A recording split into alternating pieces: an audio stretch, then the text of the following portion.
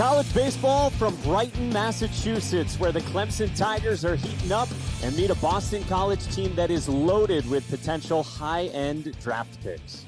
With that, we say hello and thanks for joining us with the former UNC star Adam Greenberg. Mike Monaco with you. And Adam, today we've got a chance to watch not just one of the best players in the ACC, but in the entire country, one of your favorites in Sal Frelick.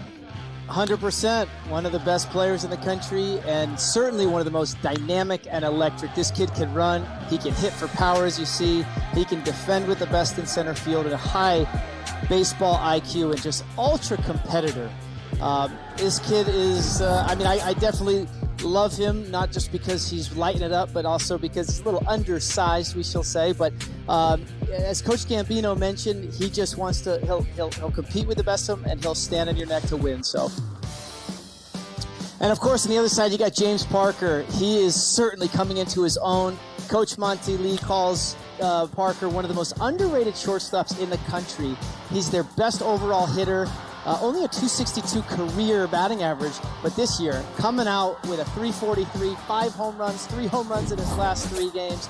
So this kid can play, and he is one of the high leverage situational guys that Coach Monty Lee wants in that lineup. So James Parker having himself a come out year so far in 2021. Yeah, and speaking of high leverage, you saw his huge home run that he hit Sunday. They took 2 out of 3 from Virginia Tech. And you see the lineup for Monty Lee, the head coach. They're heating up, but they have been up and down offensively. We told you about Parker in the 3 spot. Caden Grice is a true freshman. He can hit some monstrous home runs out of the cleanup spot. Davis Sharp, who's been a weekend arm as well. We don't expect him very likely to pitch this weekend. We'll see on that. We'll update you on it throughout the weekend, but he is in there with the bat in the 6th spot and playing first base. And these Tigers are going up against a premium arm, Adam, in Mason Pelio, the ACC preseason pitcher of the year, who's still trying to find his rhythm right now a bit. Yeah, he certainly is, but the key to Pelio, it's fastball command and throwing strikes. It sounds cliche, but strike one is the key for Pelio. If he can command the strike zone, pound that zone, get ahead, he has a plus changeup, but he just has to be ahead in the count, because it doesn't matter how hard you throw, you fall behind, and as you see, 21 strikeouts to 20 walks. So a guy that can hit triple digits with his heater and a plus changeup, those numbers need to be much different. So this is absolutely one of the best pitchers in the country. If he can kind of figure it out, he can be just absolutely dominate. Let's check out the defense behind Mason Pelio today. Left to right, it's Cameron Leary. Sal Frelick, who, as you said, can go get it out in center. Dante Baldelli's in right. Luke Gold gets a start at third. You see Cody Morissette is back from the hand injury, but he's DHing, so it's still Gold at third. Dempsey at short. Samini, a very good defender, at second. Cunningham can pick it at first. And the defensive-minded Peter Burns doing the catching for Mason Pelio. Nice day for some baseball here on this Friday afternoon in Brighton, Massachusetts, right on Comm Ave. Temperatures in the 60s, and we know Monty Lee had his eye on the forecast, specifically, Adam, what the wind would be doing here today at the ballpark. Yeah, he definitely had his forecast, and I think the weatherman might have got it wrong, because he was certainly thinking if you just get the ball up in the jet stream going out to right center field, balls would be leaving the yard. Different than what he expected. We got the wind blowing in towards third base at 19 miles an hour, so key will be to just throw strikes, and it's going to be tough to get one out, especially to right field today.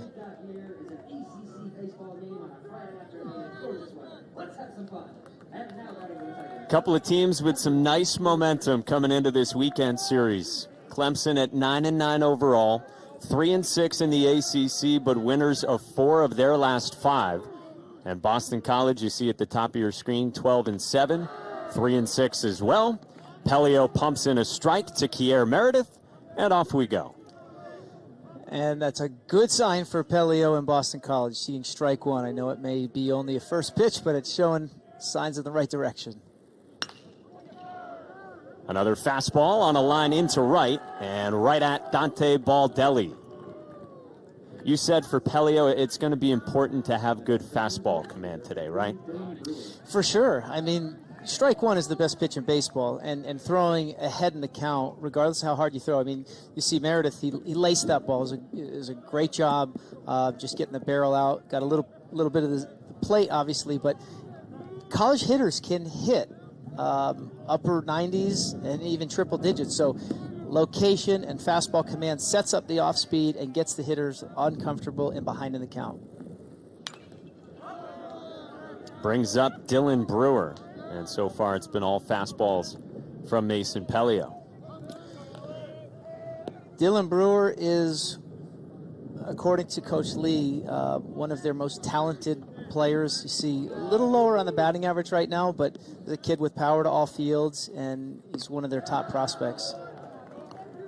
There's the change from Pelio that he shows to Brewer. Second-year freshman out of Latta, South Carolina. Was drafted out of high school by the Giants in the 32nd round and turned down some good money. Chops one left side. Dempsey, tough play in the hole, and an infield single for Brewer. That was a good job by Brewer, just getting the bat on the ball, going the other way, and you see the shift. So it's always a challenging play to go into the 6 hole, and with Brewer's speed, just no chance for Dempsey right there. Breaks it up in 0 for 18 for Dylan Brewer. And sometimes that's the way it goes. Just a little trickler on the infield. Yep, feels like a line drive in the books and in your head. Doesn't matter how you get on. James Parker hits one by Luke Gold at third.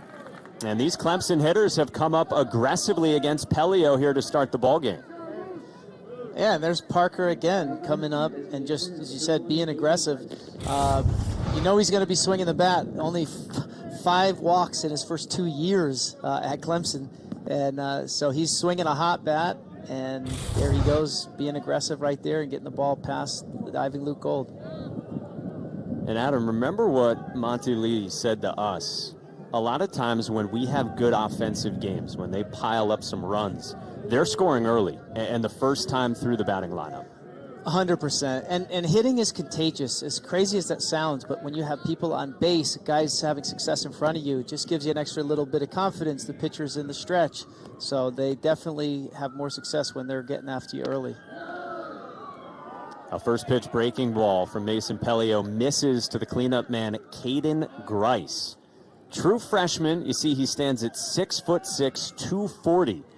And Monty Lee said to us, I'm not sure anyone in the ACC has more power than this guy. Big cut there from the freshman. Yeah, and I don't think the wind really would play any effect on a ball if he gets it up. You see he is hacking. And when you have power against power, I mean, if he does connect, that ball is going to go a long way. Pelio's ready. The 1-1. Sliced foul. To your point, Monty Lee said, if he hits a ball in the air, it is very rare that it does not leave the ballpark. Yeah. Already six home runs, so yeah, if he puts one in the air, it's got a chance to go. 2 aboard here, top of the first, 1 down in the 1-2. Did he go on appeal? Yes, he did. So it's a big strikeout for Mason Pelio.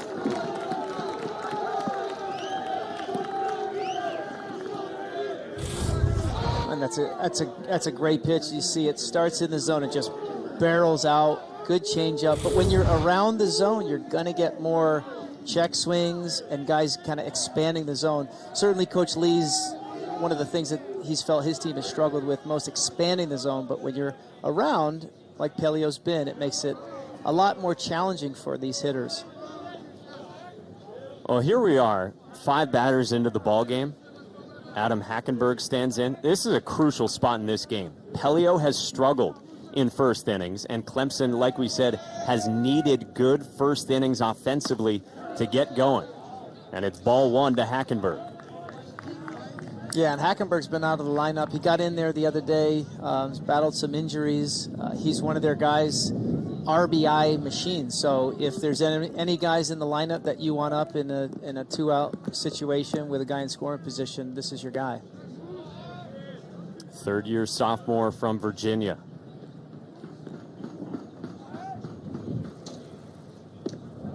This is what we're talking about with Pelio as the cap goes flying through the wind.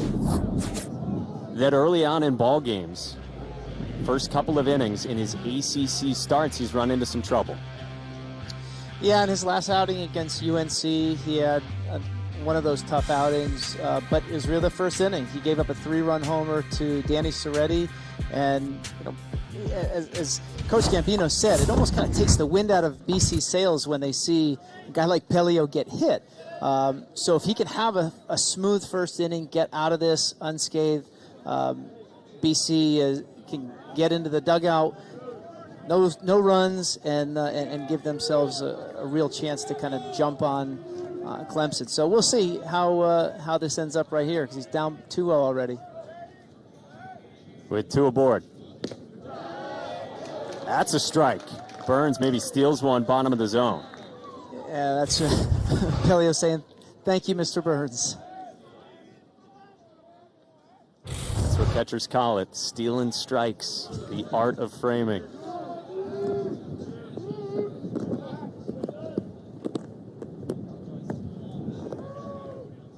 And time called before the 2-1.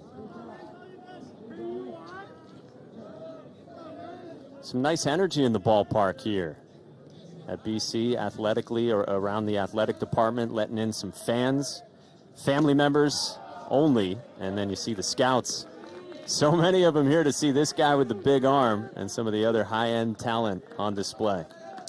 Certainly are, and there is exactly that. There are some serious talent on both sides, but you got Pelio, and of course they're here to see Frelick and Morissette. Glad to see him back in the lineup on Boston College's side.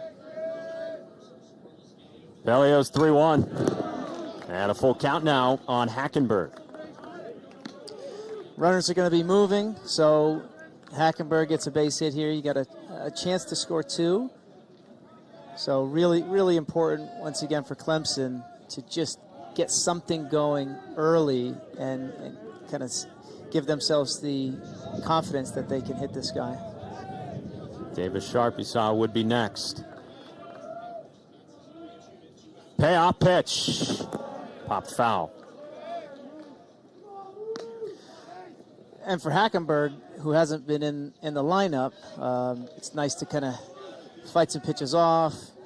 This is a highly talented kid who's definitely going to be a higher round draft pick. So just seeing pitches, the more you see, the more you fight off. You're not just doing it for this at bat, but for the rest of the team, because you want to get Pelio's pitch count up also. Another 3-2. That misses, and they're loaded.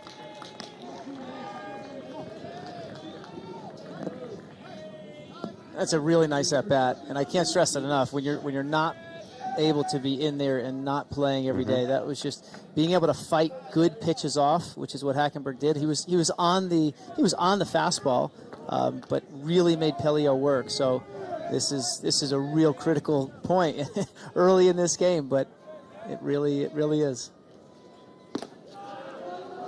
Strike one, an important one for Mason Pelio to Davis Sharp.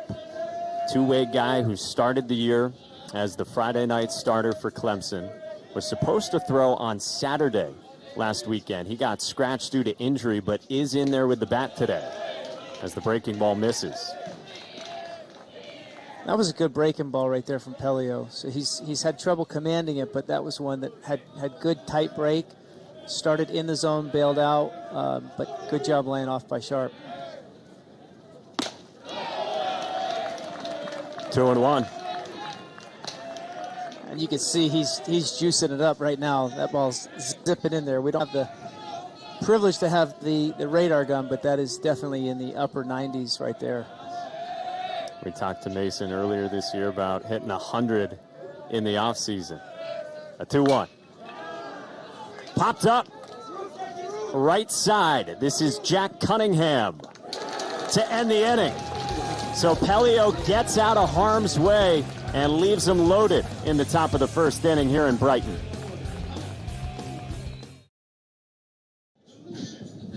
Big jam that Mason Pelio got out of there in the top of the first inning, and now the BC bats coming up for the first time, and this is a scary lineup.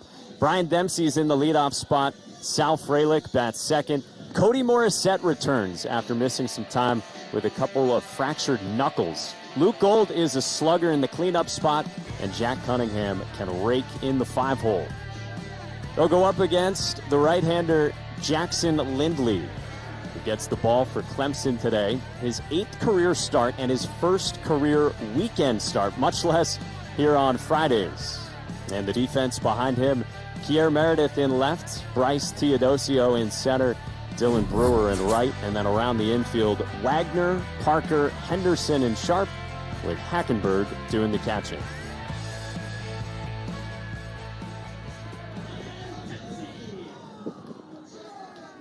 And I'm going to say that those Jackson Lindley's numbers are not entirely fair to Lindley based on his last outing against Virginia Tech. He didn't get much help. That was his second outing of the year, and came on in that Saturday game of the weekend series and got some ground balls. His infield had some trouble behind him as he starts out with strike one to Brian Dempsey. And Dempsey was down in the 4-hole for a little part of this season behind Frelick and Morissette. Put too much pressure on himself. Tried to kind of act like a 4-hole hitter. As a hitter, you don't necessarily do it, but there is the psyche of being a 4-hole. You got to drive the ball more, got to hit the ball out of the ballpark. So he's back in the leadoff spot. Pulls this one to deep left, and a leadoff home run for Dempsey. And just like what we were talking, you move into the leadoff spot and slow it down, and Dempsey just turned on that ball and just did some serious damage. Carried it way out of here.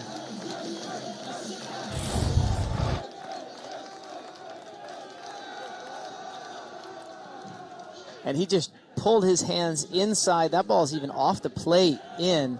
And Dempsey, I mean, that's a great piece of hitting. It's not a terrible pitch up in the zone, but how's that for Brian Dempsey to get your 200th career hit? It's only career home run number 5 in his 669th AB for a guy who's been about a career 300 hitter. But as you said, not a traditional cleanup guy like he was to start the year, back in the normal leadoff spot and going deep against Lindley to start the bottom of the first.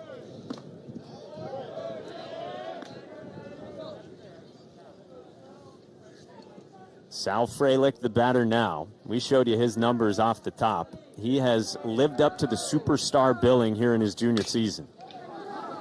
Look out, he can fly. This is a tough play for Wagner at third, and not even close to getting the speedy Frelick.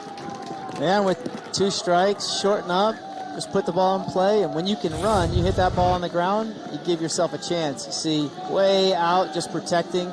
Only has 8 strikeouts on the season, so you know he's not going to punch out. Put the ball in play, and he's on with nobody out.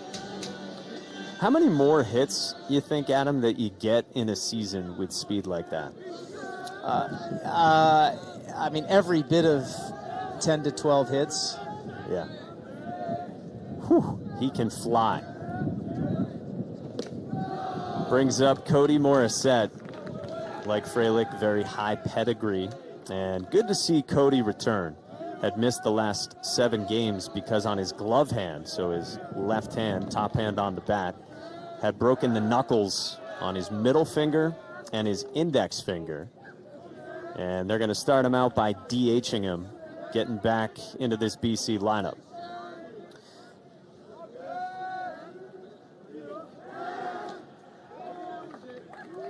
Yeah, it's definitely good to see Cody back into the lineup. If anything, he just helped the team for a couple games, allowing Vince Cimini to come into his own. and finding himself a home, but Morissette, one of the best hitters in the country. Well, this is how the injury happened 2 weekends ago at Louisville.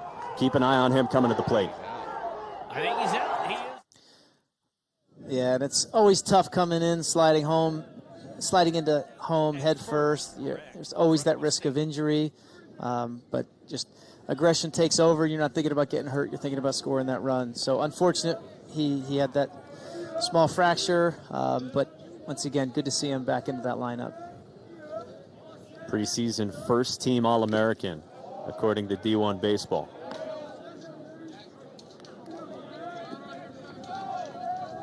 Yeah, more of the quiet type. Frelick, you'll see emotion oozing out of him, but Morissette, more of the silent assassin. He's just gonna get the job done. Lindley's 1-2, and spoiled by Cody. The pitch is about a foot off the plate. Cody just spoiling a pitch, and that's what good teams do. They just make you work. And these ACC series are, every one is a dogfight. So every at bat, every pitch. It's a big spot for Jackson Lindley too. Last Friday it was Mac Anglin who got the start, but he is out this weekend due to injury. Monty Lee said to us they're hopeful to have him back next weekend, which is good to hear. Not entirely long term, but they don't know for sure when they will get him back. Chopper foul. There have been all sorts of injury issues for this Clemson team, and when we talked to Coach Lee about it, we said we would knock on wood, and he said knock with both hands and knock hard. Yeah, they certainly haven't been able to catch a break. It's just a constant rotation of who's in, who's out, and shuffling on especially on the weekend rotation. That makes it really, really challenging. You kind of talked about the most challenging part of being a head coach is bullpen management, and when you don't know who you're running out there, it makes it even harder. A roller to first. Sharp has to recover, and he does get the force on Morissette for out number one, but Frelick does advance to second. Yeah, that's got to feel good for Morissette just to have, obviously be back in there, hit the ball hard, and no error on the play because there is a force, but certainly one that Sharp would have loved to be able to turn two on.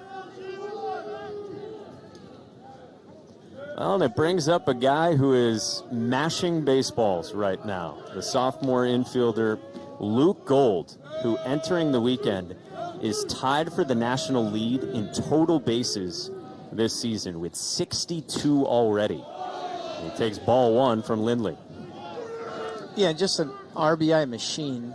You see 27 so far already. He's averaging more than an RBI per game in his career. So this is a guy, if there's people on base, you want up, and whether it's getting a base hit with a guy in scoring position or hitting the ball over the fence. Plays off the breaking ball. And these numbers are gaudy for Luke Gold. It has been a gold rush. 8 doubles, the same as Sal Frelick. And Mike Gambino, his head coach, said to us, he annihilates baseballs. And Mike Gambino actually said to his team on Wednesday, the worst thing to be when you're around Luke Gold is a baseball, because he's going to crush it. Yeah. Yep. He's got power to all fields, and he just mashes. So this lineup is a challenge for anybody, and Lindley right now is kind of seeing that. So falling behind 3-0 already, you do have the base open, and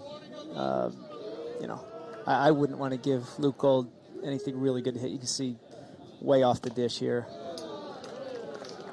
And it misses, as it did come back over across the plate, maybe up to Gold. And so a 4-pitch walk, 2 on with 1 out in the first. And it doesn't get any easier for Lindley with Jack Cunningham, one of the, according to Coach Gambino, on the other side, one of the most underrated hitters in the entire country, coming in at 343, but just a guy that really kind of turned himself into a pure hitter. They used to play a shift on him, and then he kind of focused on going more up the middle and keeping his sights kind of left center field, and now there's really not the ability to put a shift on him.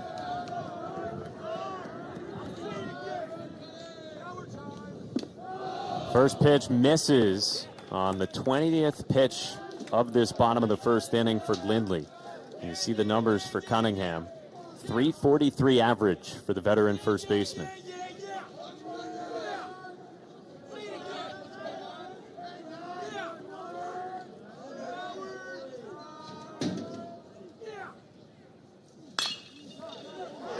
On the ground and past the second baseman, Henderson.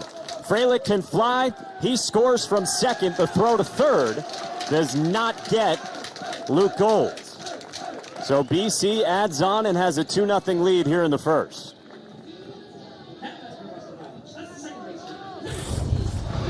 That pitch just caught a little bit too much of the zone. Comes back over the plate. And Cunningham, once again, there's a classic example. If he was just a pull guy, the shift would have been on, and that's just an easy routine out. But because they have to play more straight up, ball gets into the 4-hole, and RBI base hit. And so early trouble for this Clemson pitching staff, with Lindley stepping in to make the start. And now has to deal with Vince Cimini, who rips one over Parker to bring home Luke Gold. A 3-run first inning for the Eagles. And there's Cimini again, who really got his opportunity with Morissette being out to kind of solidify himself. Hitting 358 coming in, and just gets ball right back up the middle, right where it came from. Short, compact, through the zone. So I think Cimini's going to be a staple in this lineup for a while now. There's something that Mike Gambino was so pleased with, that despite the Morissette injury, that the offense was able to piece things together. And to your point, Adam, that Cimini stepped up. Gold continued to hit, has handled third base as well. As Cameron Leary climbs in, true freshman left fielder. Yeah, 23 pitches already for Lindley. Certainly not the formula that Monty Lee was looking for, but no action in the bullpen. So this is Lindley's certainly his inning to get out of. Gets Leary to pop one up. Remember, it is windy as Wagner, the third baseman, is able to hang on to it right beside his shortstop Parker. Yeah, that's a really nice play going back on that ball. As you mentioned, the wind is zipping, and Wagner, freshman, hangs in there.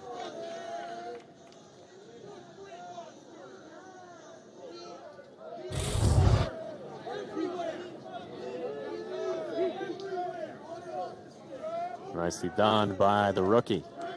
It's nice hearing fans there. It's nice. Yeah, we got some juice in the park, Adam.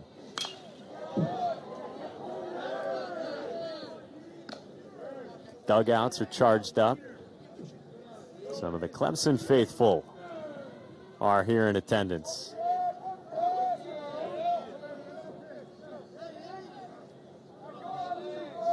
On a beautiful spring day here in Brighton, Mass.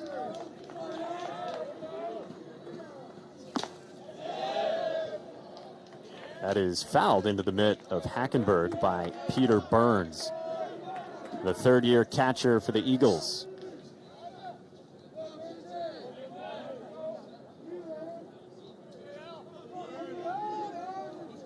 Three runs in, two on the base paths for Burns.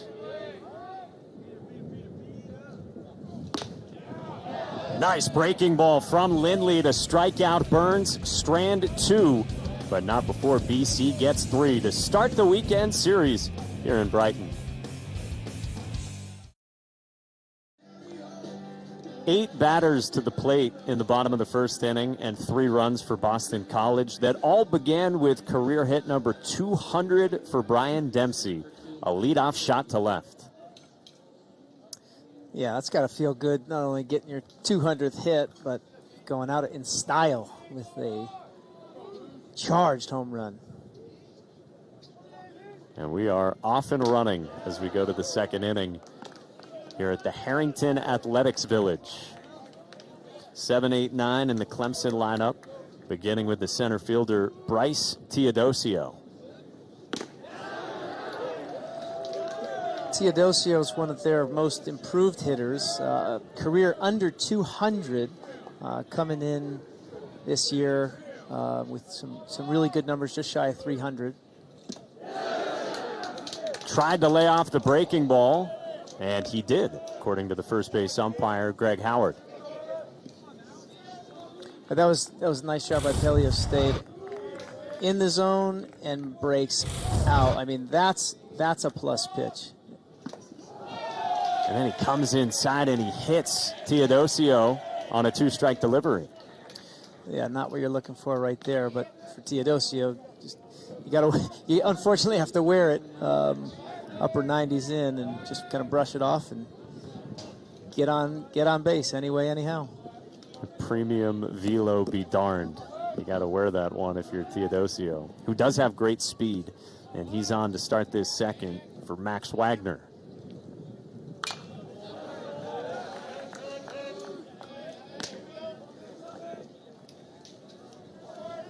True freshman getting the start over there at third out of Green Bay, Wisconsin. And you see 2 home runs of his 3 hits so far in his college career. It's not a bad average.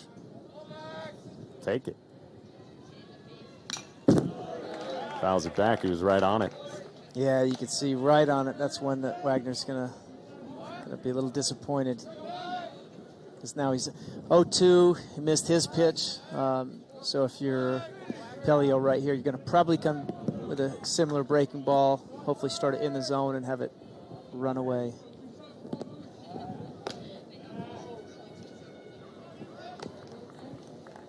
But on the fastball, remember Monty Lee said to us, we got to be on it when we get it from Pelio. And again, Wagner just missed that one. 0-2. On the ground and into left field for a base hit. Wagner with a knock, and the first 2 have reached for the Tigers here in the second. Yeah, and that ball just caught way too much plate. 0-2. Kind of like a changeup. Wagner hits it in that 6-hole, but you know, with 2 strikes, you do not want to give that much plate. Wagner did his job and delivered. On a sun-splashed day here in Brighton. 2 on with no one out for Clemson, down by 3. And out of the 9th spot, Elijah Henderson showing bunt.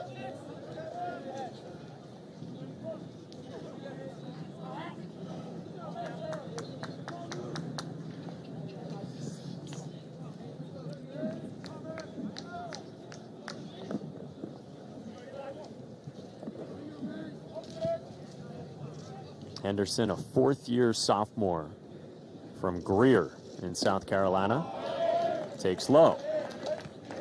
That's an interesting one. 4th-year sophomore. You like that? Should I change it up? No, I like it. It works. Yeah. So I feel like you got to specify at this point. Yeah. But Henderson's been struggling, early part of the year, but been coming around lately, and it's a big spot for him right here.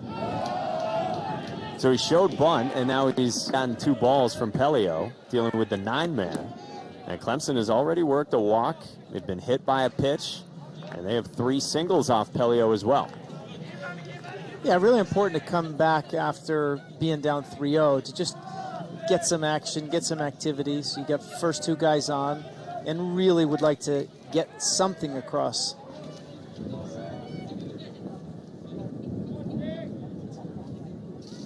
Two 1 on the ground and past the dive of Dempsey. Teodosio can fly. He's coming to the plate, and Clemson is on the board.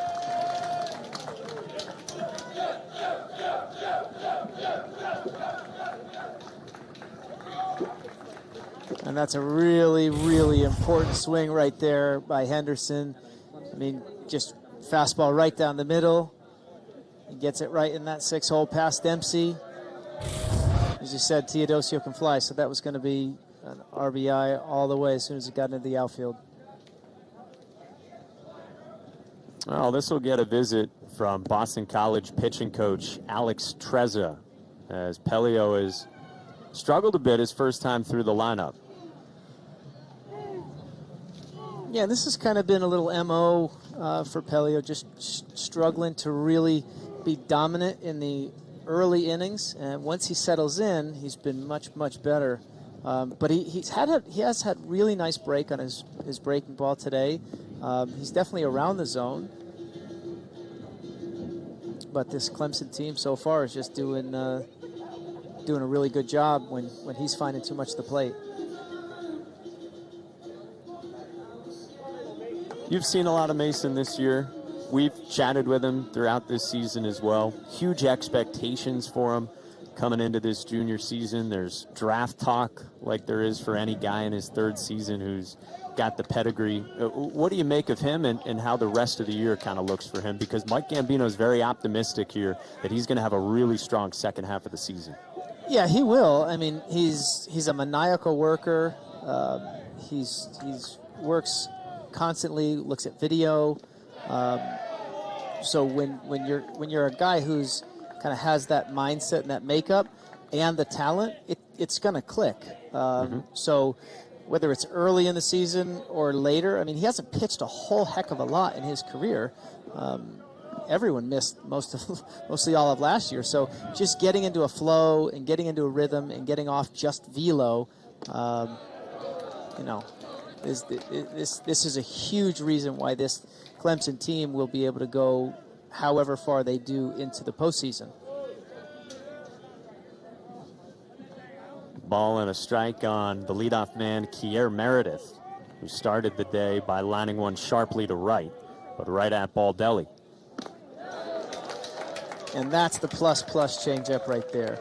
So Meredith, as you mentioned, was right on that fastball in the first inning. Great changeup, good arm action. And Meredith just out in front, the ball disappears. Mason told us it's just what you saw. More vertical than horizontal break on his plus, as you said, changeup. 1-2. Fouled off. Hey, tonight and tomorrow, it's number 11 Georgia Tech and Duke playing the first two games of a 3-game weekend series down in Durham. Our coverage for both games starts at 7 Eastern, right here on ACC Network and the ESPN app. Georgia Tech is 8-4, part of a 3-team tie atop the ACC Coastal. 1-2. Hit hard, but foul. Yeah, Georgia Tech is another one of those scary lineups like Boston College, up and down 1 through 9. Those kids can mash. If you haven't watched them yet, stick around after this one. You'll get a look at one of the very best freshmen in the country, Georgia Tech's catcher Kevin Parada. You see the standings in the Atlantic as well. Big series out in South Bend. Notre Dame and Louisville squaring off with one another this weekend. Who would have thought that would have been one of the must-watch series with Notre Dame coming really out of nowhere, although last year they had a heck of a start, but definitely weren't projected to finish that high this year. And good at bat right here by Meredith. After that changeup he swung through, he was able to foul one of those off. Pelios tried to battle him up in the zone. Meredith keeps fighting him off, raising that pitch count.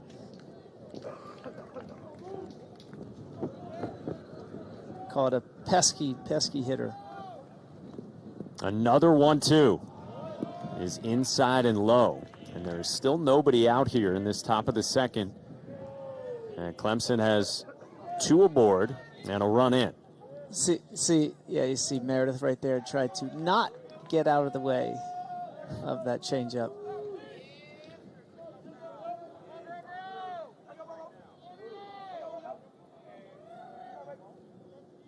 2-2. And a full count on Kier Meredith. This is what you were talking about 2 pitches ago. You see him. It looked like it might have actually hit him, but yeah, he was. When you see a changeup and it's coming in, who cares? It doesn't hurt as bad as that 98 fastball. Wagner at second, Henderson at first, and Pelio's payoff. Misses, and they are loaded again. That is professional at bat. He just really fought and ultimately won right there. But these are those first 2 innings struggles that Pelio's kind of gone through. Had some trouble, got out of it in the first, and here he's back. And this is bases loaded, no outs. And if you're Clemson, this is where you really have to put something across. A big swing, but Dylan Brewer half-hearted at the end of it for strike 1.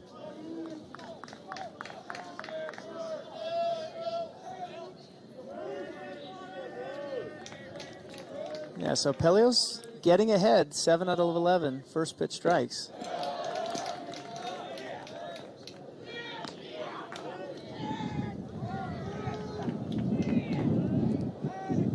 If you're Brewer, you're looking for something over the plate, something get up in the air.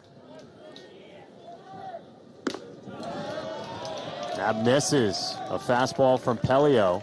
2 balls and a strike now. Good spot, but just tails off just at the end. Couple fastballs here, these last 2 plate appearances that have just missed. And it's 3-1, and there is nowhere to put Dylan Brewer. If you're Brewer right now, you are looking, not try to do too much, not get too big. They call it look into that box, look right down the middle of the plate and go to it if it's in the zone.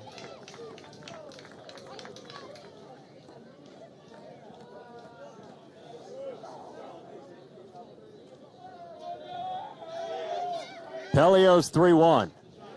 There's a strike. A full count now on Dylan Brewer. Looked like he was almost taken all the way there. Against a guy who has struggled with his command at times so far this season. 3-2. Struck him out.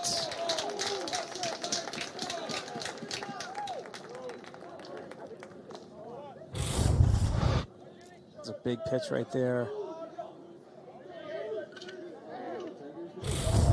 Looks like the backswing caught Burns a little bit.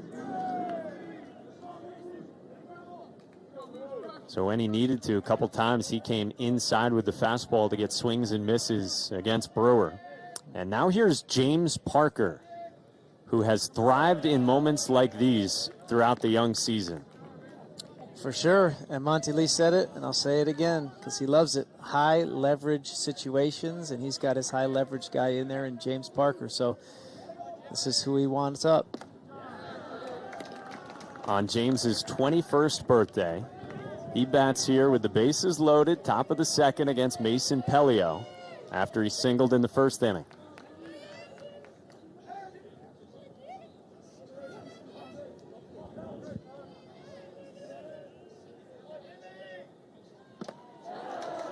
Big cut, and it's 1-2.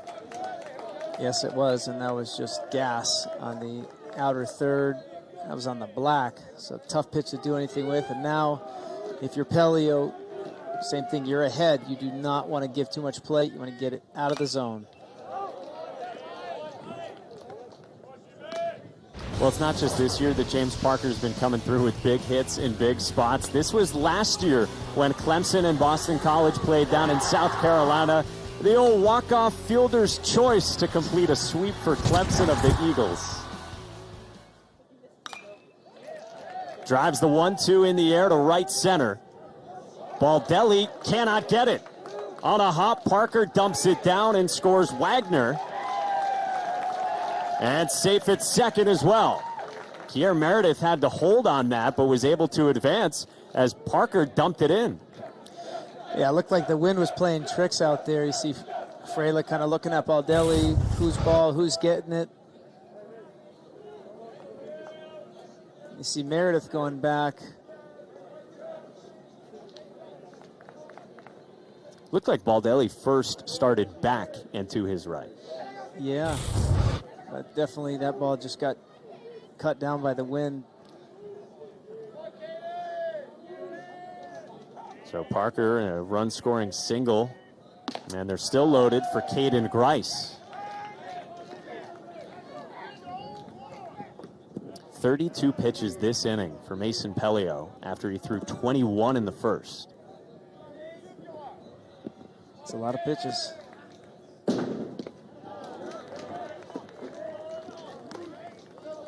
Good changeup.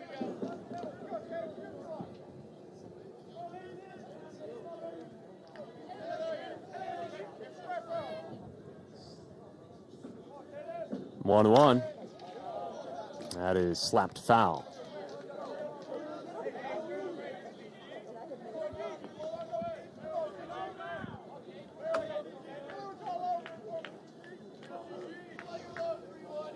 BC got 3 runs in the bottom of the first. Clemson with 2 here and hopeful for more in the top of the second. Spoiled by Grice. Yeah, and Grice has had some really good at-bats, and for a freshman, hitting in that 4-hole and just tons and tons of power. 1-2 again. In the air, left field, sending Leary back, and it's off the wall. Henderson's in to score. Kier Meredith taps home as well, and Parker's right behind him. A 3-run bases-clearing double for Caden Grice.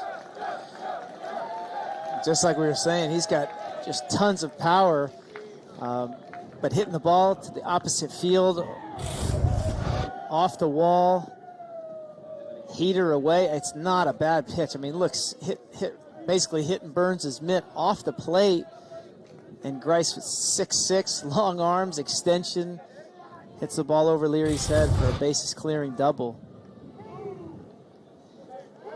Boy, his swing, riding that wind the opposite way, that is fun to watch. Yes, that's a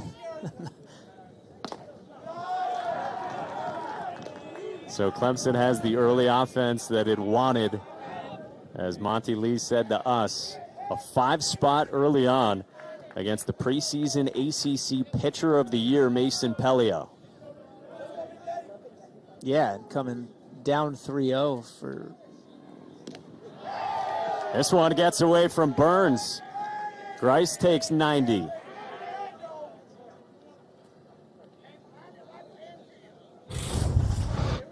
Ball just ran away.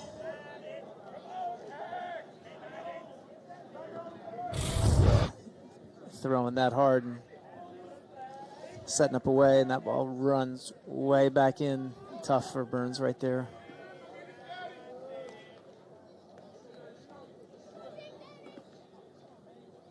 And so now a variety of ways for Adam Hackenberg to try to add on and get Grice home. He clobbers this one into the gap in left center and caught by Leary on the track. It is deep enough by plenty to get Grice home. Hackenberg does his job, and Clemson adds on. And that pass ball or wild pitch right before that opened that up. But really good job by Hackenberg right there. I mean, ball kind of right over the heart of the plate. Hackenberg does a really good job getting that ball into the outfield. And just now, Joey Walsh starting to loosen in the pen. Davis Sharp grounds out to Dempsey. Inning over, but Clemson puts up a 6-spot on Mason Pelio. The Tigers lead by 3 on the road.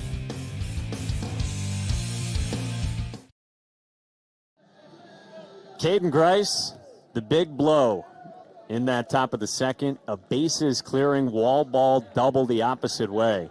Part of a 6-run second inning for the Clemson Tigers, who who we told you, Adam Greenberg, had come into this winners of 4 of their last 5, coming off a walk-off midweek win against Georgia Southern on Tuesday, and some early offense against Mason Pelio. Yeah, and really, really important for this Clemson team. As you mentioned, they struggled early and then really struggled with getting anything consistent going at the bat. Getting down 3-0 against a guy like Pelio and coming back and putting up a 6 spot, really, really important. But Monty Lee said they come in bunches, and when they come, they keep coming. And Coach Lee would love a shutdown inning here from Jackson Lindley. Got the start, had to face 8 batters in a 3-run first inning. And he's got a 2-2 count on Dante Baldelli out of the BC 9 spot. Yeah, exactly. And Lindley right here, 100%. You want to get back in as quick as possible. Monty Lee said Jackson is a strike thrower. You see he's got that sinking fastball, ton of life on it. He's got a solid breaking ball and a pretty good changeup. Hit hard and past the first baseman, Sharp into right field. Baldelli on his way to second. The throw is not in time. A leadoff double for Dante Baldelli. That was close right there. I think Parker's looking for a potential replay. But really nice job by Baldelli. Going down the line with it. He's really coming into his own. Yeah. Nice throw. Good quick snap tag. But the problem's going to be just not really having conclusive evidence unless you saw something different. I see what you see. I don't know if they're going to be able to flip that. And it, in fact, might even be confirmed. Let's try this angle. The throw coming in from right field. No, I think he got that in. left foot's in there. Yeah. Yeah, and you see Parker didn't really jump up all excited. You can usually tell by the defender's reaction and or the base runner's reaction. So it was kind of like, But the way this game's going, you want to get every out you can. With body language expert Adam Greenberg, Mike Monaco with you. Second base umpire David Pritchett was right there on the scene. And one note that the umpires, when they review this, they don't necessarily have the same angles that you're seeing at home. So just worth bearing in mind on reviews. Yeah, so if it's hard for us to see it, then imagine what they're having to see. Hey, softball this weekend. Number 21 Clemson, they are 20-2 under head coach John Rittman going up against number 12 Duke. Couple of games here on ACC Network this weekend, including tomorrow, noon Eastern, as they have shuffled around the weekend schedule. All right, let's see what the verdict is.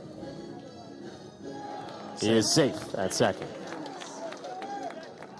Yeah, it has to be conclusive to overturn. So we talk about all the time. If he was called out right there, the call probably would have stood. But because he was called safe, there wasn't conclusive evidence to overturn. So we said Jackson Lindley would love a shutdown inning. A leadoff double from Baldelli, and it's back to the top for the guy who had the leadoff home run in the bottom of the first, Brian Dempsey. Strike one from Lindley. Yeah, just going back to that home run, was not a bad pitch by Lindley. Dempsey pulled his hands through on a ball up and in. But Lindley's certainly more of a ground ball pitcher, so he's got to keep that ball down. He's got that nice sink. Here it was, a pitch inside, and he turned on it and pulled it. Yeah, I mean, really as a pitcher, you kind of just got to tip your hat. He did a really good job. Short, compact, quick, cleared the hands. Dempsey's been swinging it well now. 8 for his last 16 for the fifth-year senior shortstop.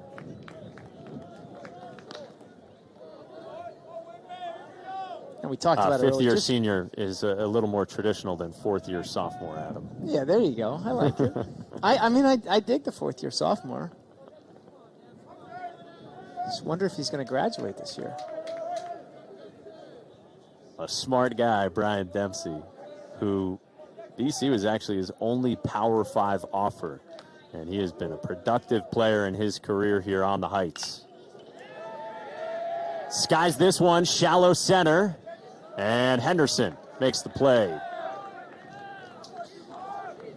And if you're Lindley, that's more of what you're hoping for.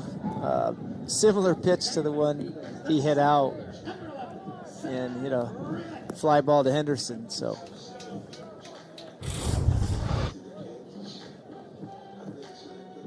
almost an identical pitch.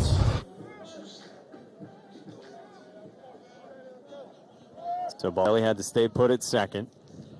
And it brings up Sal Fralick, who used the Jets for an infield single and came in to score in that first inning. First pitch swinging in the air to left. Meredith comes in on it, and it bounces fair and kicks into the corner. Baldelli scores as Meredith bobbles, and it's an RBI double for Sal Fralick. And when you're hitting 400, even the ones you don't crush fall down for a hit. Yeah, so you just play the wind. I mean, that's what, good players do.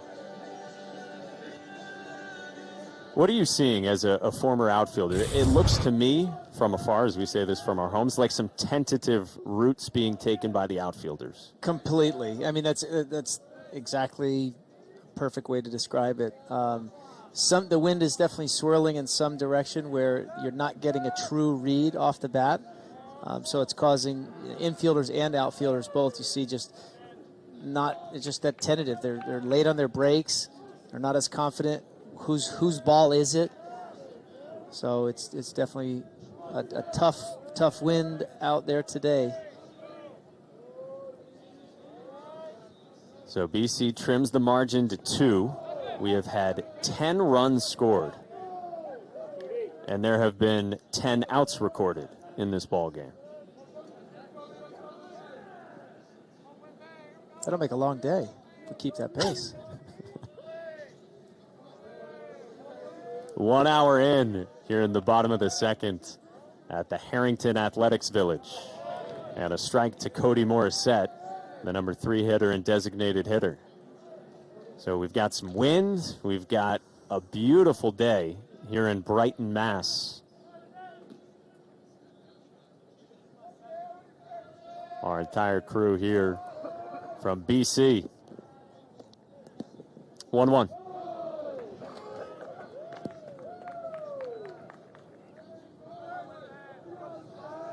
We were talking to Sal Fralick, who's at second base here yesterday, and he said Cody Morissette was chomping at the bit to get back out there after missing the last 7 games due to the injury we mentioned.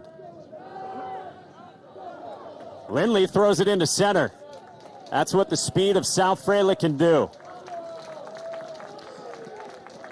Force the action. Tried to pick him off and threw the ball into center field. Yeah, not much of a lead, but a time pick play. So try to get him taking that extra step. Throws it into center field. So now for Morissette, you just want to get that, drive him in right here. And misses, so it's 3 balls and a strike now on Morissette.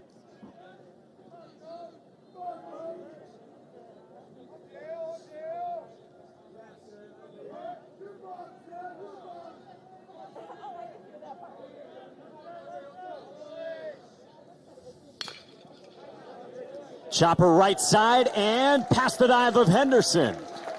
Fralick scores, and this is a 1-run game.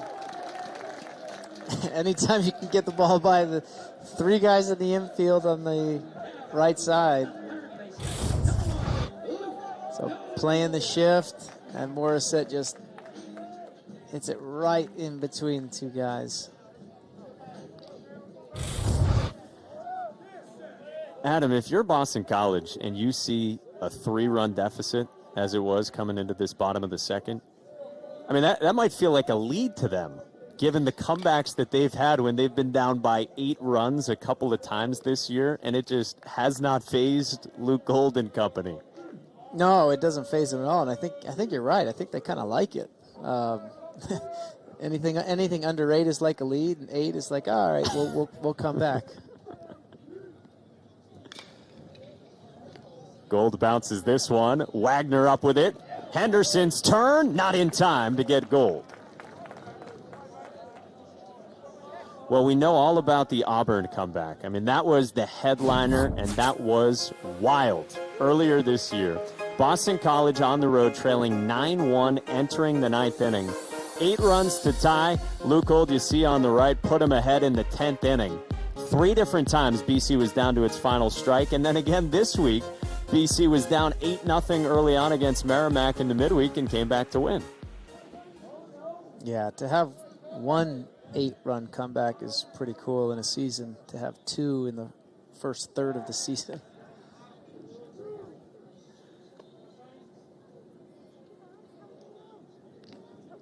Brings up Jack Cunningham, who pulled an RBI single his first time.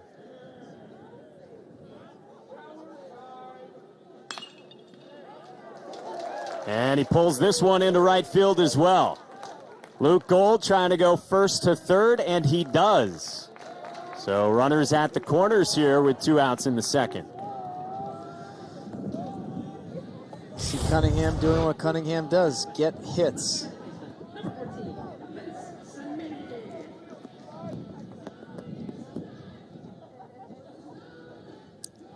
And he was top of the batting order and moved him to the middle just because he gets hits. And guys in scoring position, guys are on base. You see the hole opens up with holding the runner on and not being able to play him in a shift because he hits the ball to all fields.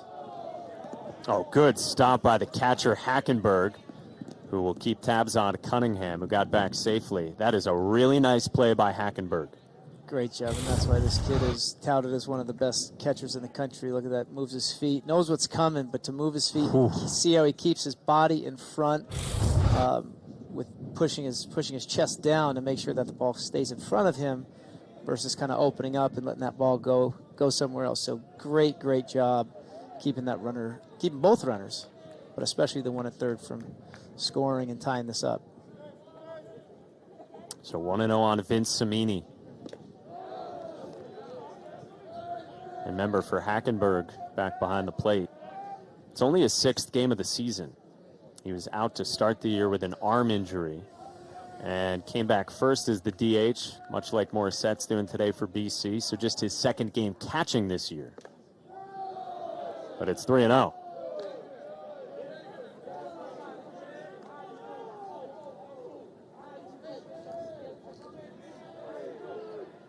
Lindley, the 3rd-year arm from Anderson, South Carolina, his first career weekend start today.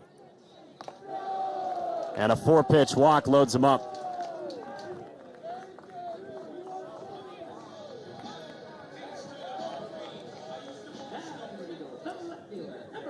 "49 pitches already for Lindley." He's going to get a visit from the pitching coach, Andrew C. in his 6th season. He's been with Monty Lee the whole way. It's been tough for this pitching staff and for Andrew C. to kind of navigate all of it with all the injuries that they've dealt with. I mean, they were expecting at the start of the year for the weekend rotation to be sharp on Fridays, to have Ty Olenchuk, a freshman, on Saturdays, Caden Grice, the slugger and a two-way player, on Sundays. But all of that has been juggled, and here we are sitting here in late March, and you've got Lindley making the spot start here on a Friday. Keyshawn Askew is going to pitch tomorrow, and they have not yet announced a starter for Sunday in this series finale, as Rob Hughes is just getting up in the pen. Yeah, and it's tough. In this kind of a conference, jumping into conference play as early as they have, and to just not have any sort of consistency, no one who's out there Friday, Saturday, Sunday. I mean, makes a difference and plays a toll on certainly your bullpen and the coaching staff and just, your team, knowing who's going out there. We'll see if they do have the services of Matt Clark. He's been a little bit sore. Not an arm issue for him, but he's been a guy who can give you long innings out of the pen and pitch in a variety of roles. But it's ball one to start out to Cam Leary, the left fielder out of the 7 spot, batting here with the bases loaded up in the bottom of the second.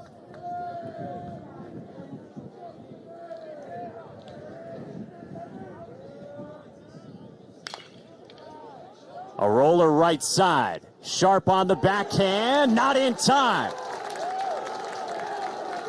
2 runs come in to score, and Boston College vaults back in front. And that's really good base running by Dempsey, going hard right out of the box. Or at second base, I'm sorry, and going hard and scoring on what should be a base hit. You see Dempsey going hard right from second base. You see him being waved the whole time and getting a hustle run scored right there.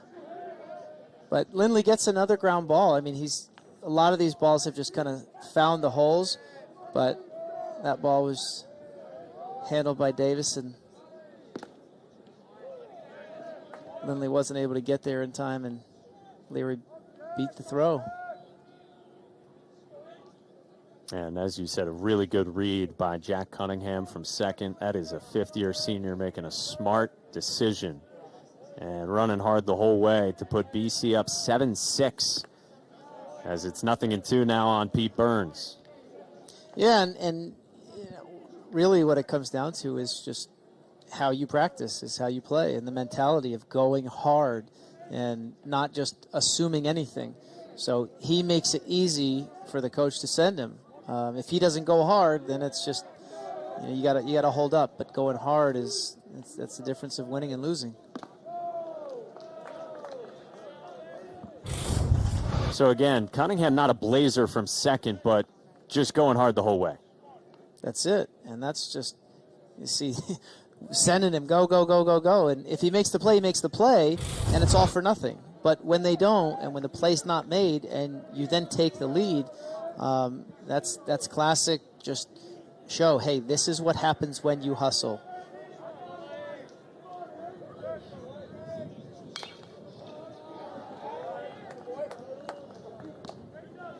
And Lindley continuing to pound the zone, and BC's just found their hits. 9 of them so far. And how about how they've come through with runners in scoring position? 5 for 8 in those scenarios. 2 balls and 2 strikes. And base running. I mean, this is the BC brand, right? I mean, putting pressure on teams with their legs. We saw it with Baldelli to start this inning, and then we just documented what Cunningham did scoring from second.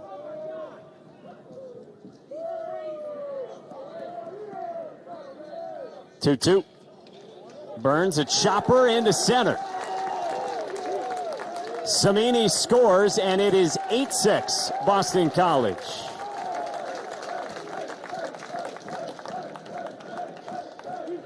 That's got to feel really good for Burns, who's been struggling a little bit.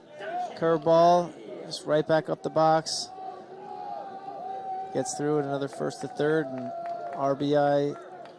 They sit up the middle. And Andrew C's coming out to make a pitching change. That's it for Jackson Lindley here in this Friday opener.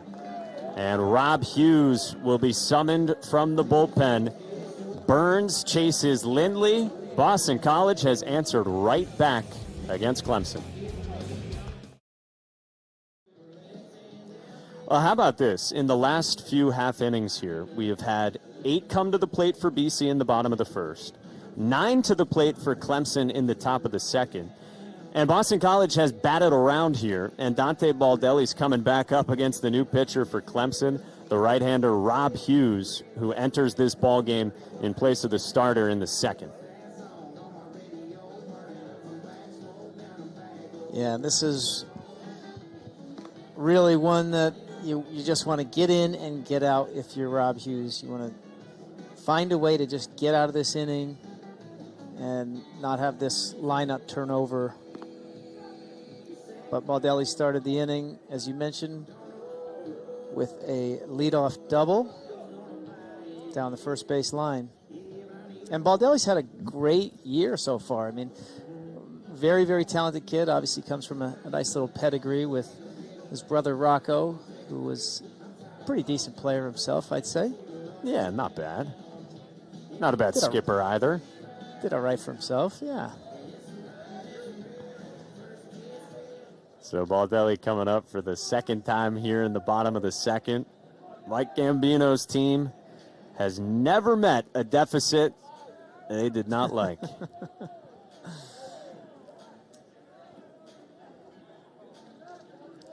True statement. And that really where that comes from or where it goes to is as the season progresses, you just have that confidence that you're always in a baseball game. And it makes every at-bat, every swing, every pitch important because you know it. You have a chance because you're always in a game. You never feel like you're out. You see Baldelli hitting over 300. So, yeah, it's been really good to see Baldelli kind of piecing this together.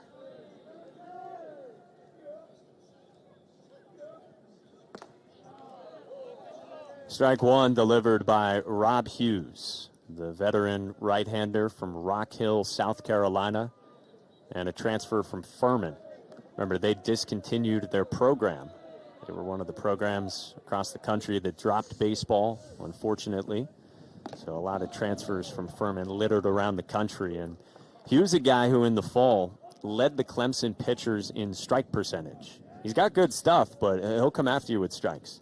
Yeah, and that's, I mean, as a coach, that's what you love to see, just a strike-throwing machine. So, of course, the ball, it's 2-1. That's fitting, right? Well, and hey, we've been talking about BC's comeback ability. You see some crooked numbers out there on the scoreboard and right. Something tells us that we're going to have a lot more twists and turns in this one the rest of the way. Popped up foul, 2-2 on Baldelli. Yeah, I think you might be right there. This definitely has the makings to be a back and forth. And Pelio's still in there, and see, he's over his last few outings, he's certainly found a way to settle down after the first couple innings, so we'll see if he's able to do that. But if you're Rob Hughes right here, you are trying anything you can to get out of this inning. He gets the corner, and he punches out Baldelli to strand runners at the corners. He did get in and out in the bottom of the second, but BC with a 5 spot is back in front.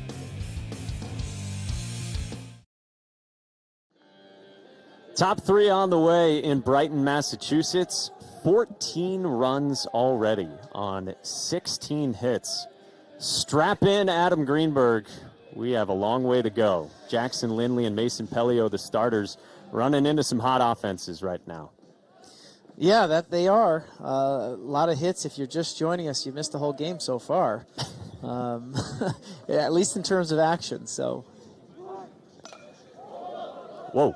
That came up and in on Bryce Teodosio, trying to drop down a bunt to lead off the top of the third inning. Yeah, that's a protect myself and try to get out of the way. Fortunately, he got out of the way. Unfortunately, it's a strike. You got to respect the commitment to the cause, though. I mean, he still got the bat on it. Pops this one up. Sal Frelick's under it. 2 pitches, 1 away. We have not said that a lot today. No.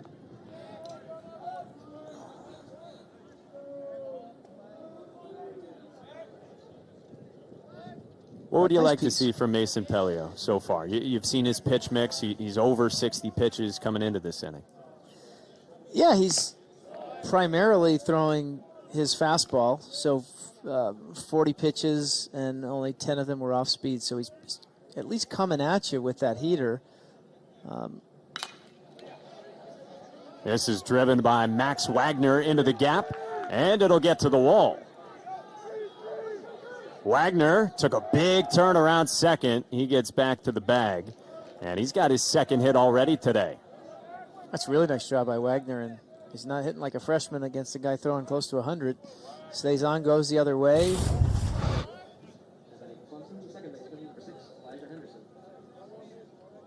He's short, compact.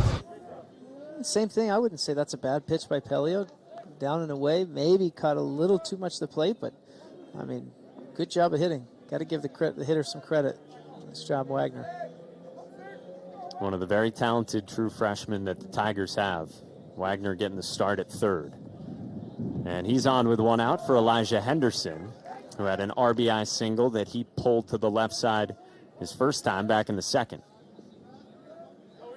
Way back in the second, right? Does your memory stretch back that far? Pelio's 1-0. In the air to left, toward the line. Long run for Cameron Leary, who's got it. 2 down. Hey, the ACC spring football game schedule is going to start with Duke, their spring showcase tomorrow morning, 10 Eastern, right here on ACC Network and the ESPN app. Clemson fans, they can tune in next Saturday right here on ACCN, 1 o'clock Eastern time, to catch Dabo Swinney's Tigers. Meredith had a great at-bat last inning. A lot of pitches. Worked himself a walk. And, of course, goes first pitch swinging. Into the wind in left center. Frelick's got the glasses on, and he puts it away. And a 6-pitch top of the third for Mason Pelio.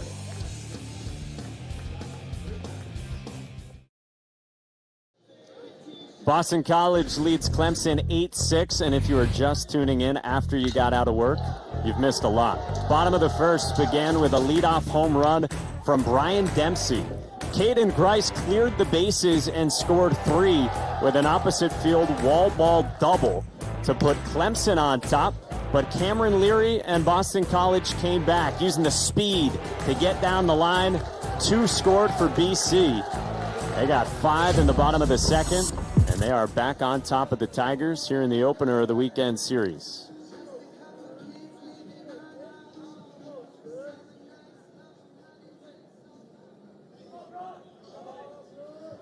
So it's Dempsey who will lead things off here. Third trip to the plate as we begin the bottom of the third. Rob Hughes came on for Clemson in relief of Jackson Lindley, who got him 5 outs. And Hughes was able to strike out Dante Baldelli and strand BC runners at the corners. And the strike throwing machine and Rob Hughes gets ahead 0-1.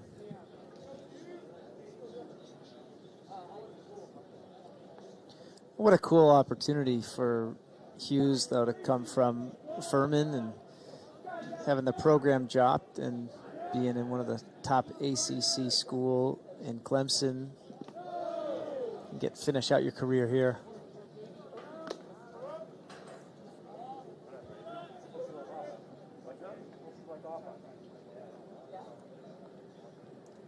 Couple good years in a variety of roles at Furman. For the guy from Rock Hill.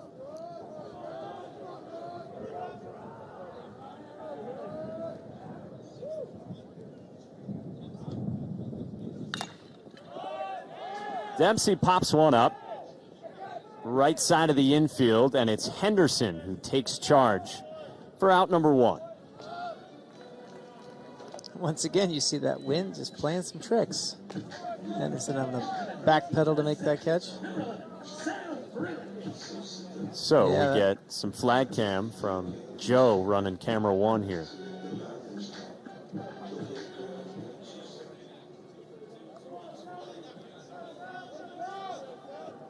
And a guy who can beat one into the ground like he did his first time or his second time. Lofted one and used that wind to push one toward the line. Got a double out of it. Sal Frelick, the preseason All-American.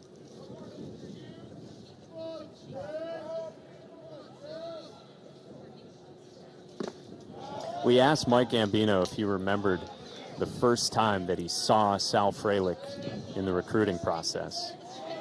And that opened up a treasure trove of sort of urban legends around Sal Frelick. But we were able to confirm the veracity of the memories of Mike Gambino when we chatted with Sal as well. And they go back to his freshman year of high school, not too far from here, at Lexington High School, when he was playing shortstop up on the varsity. And Mike Gambino came to watch him play, along with Chris Shaw, former first-round pick out of this BC program, because Chris Shaw's brother was Sal's teammate in high school. And Sal made a play that he was at shortstop and kicked off the third baseman, and Mike Gambino was blown away as Frelick strikes out here for the second out of the inning. And Mike Gambino was so impressed because the ball kicked into the air at short, and with a runner on second base, Sal Frelick in midair is directing the third baseman to cover the bag, and then is making the athletic play to grab it before it goes into the outfield and then throw out the runner at third. And Mike Gambino was a fan from the get-go of the then freshman high schooler. Yeah, 5'4" or 5'5" shortstop who was directing traffic as a freshman. So leadership and athleticism certainly played a role. And then of course, he was telling us the other story of his freshman year where he hit a home run and hit it off a curveball first pitch off a lefty, and said, what were you looking for? And he said, well, he started every other lefty off with a curveball, so I was sitting on it. So baseball IQ and baseball in his blood, three-sport athlete, but certainly finding his home on the diamond. Fouled back by Sal's roommate, Cody Morissette, with 2 outs and no one on here in the home half of the third. You see there is a lot of force being thrust into that swing. Morissette, you can see why the scouts like him. He's compact, but super, super powerful, and a nice long plane through the zone. I was talking with our baseball insider here at ESPN, Kylie McDaniel, earlier this year, and Kylie was saying the type of guy that with a really productive year could sneak into that late first round, early second round type of mix. Look at Hughes pounding the zone. Good break on his off speed. Changeup, got ahead of Frelick with a couple changeups, and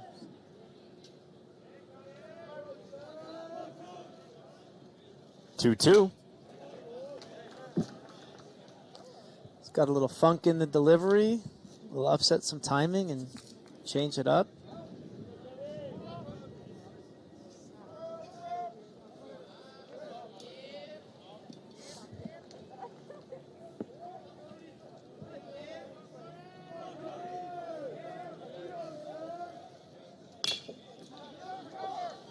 Weak roller to first. Sharp makes the play himself, and it's a 1-2-3, bottom of the third for Rob Hughes, setting down Morissette and the Eagles. Mason Pelio making another start against Clemson. You flash back a couple years ago when he was a true freshman. 6 innings, he was very good against the Tigers in 2019. Yeah, he was very good, dominant. Threw a lot of strikes. He's had success against them in the past. And trying to steady the ship here as we go to the 4th inning. He had a 6-pitch, top of the 3rd, after giving up the 6th spot in the 2nd. And he's facing Dylan Brewer. 2, 3, and 4 coming for the Tigers. Yeah, this was the outing that year when he was a freshman.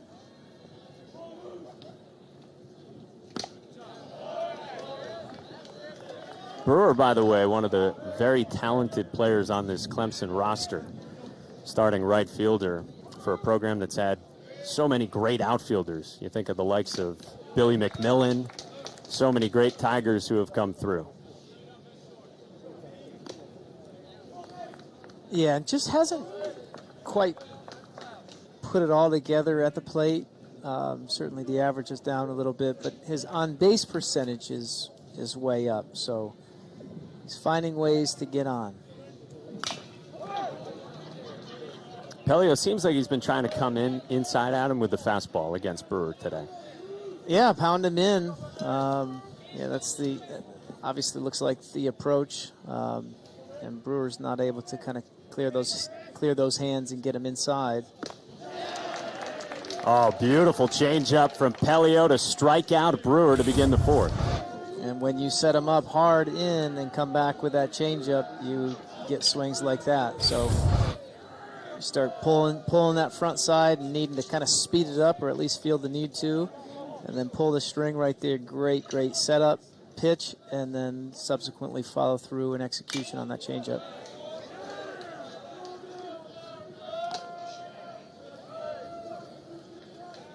So one away, no one on for the number 3 hitter, James Parker. A couple of singles so far, one to left and one to center for the third-year shortstop. He was behind 0-2. And as we said off the top, guy's been hitting for a whole lot more power this year. Yeah, and he was disappointed that first swing. He saw his facial expression. He missed his pitch. So it's definitely staying through the middle, driving the ball to all fields, and definitely hitting for more power. I'd say 2 home runs in his career already, 5 and 3 in his last 4 games. So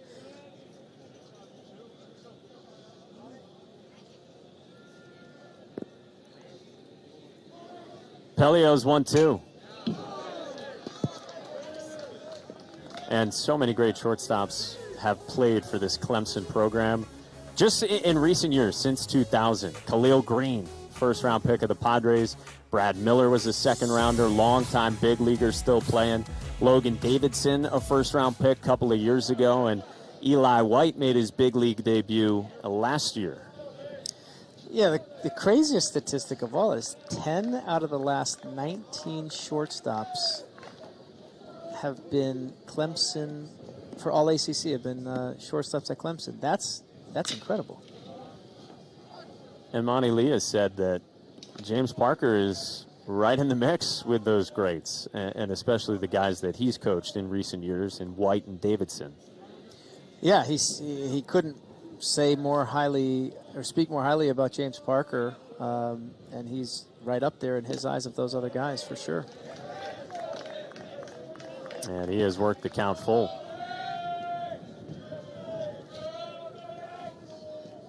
Hitting here on his 21st birthday.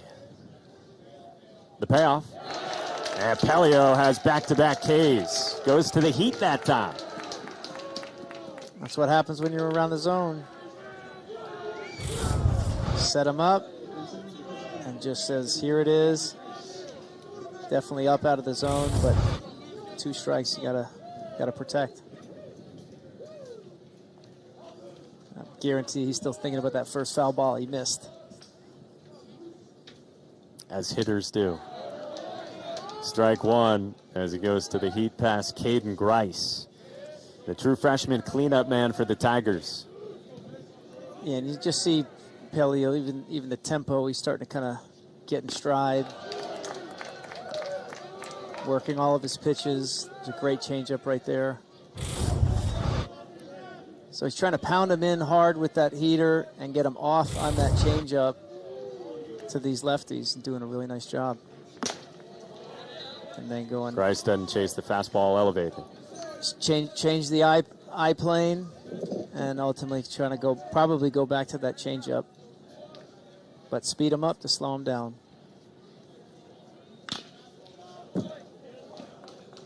Pelio has set down 7 of the last 8 that he has faced ever since Grice had that bases clearing double. And truly, it's like he can get past that first and second inning. He finds his groove. And he strikes out the side in the 4th. Very nice off speed again from Mason Pelio, who goes through the heart of the Clemson order by way of the K. I believe that is bottom of the 4th inning Alex Urban burrito time, if we're seeing this correctly. Oh, why not? He's got a power up for late inning heroics, right? Yes, he had the walk-off home run on Tuesday against Georgia Southern of the pinch hit variety, and so eat whenever you want. And my goodness, I am hungry now. Yeah, Coach can't say anything to him. That's how he gets ready. And he was the first Clemson player in history to hit a pinch hit, a walk-off homer. Which is really saying something in the storied history of Clemson baseball.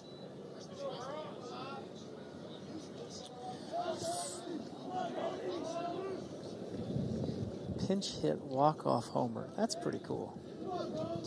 For a program that's been to 44 regionals, including 11 in a row, a dozen College World Series trips.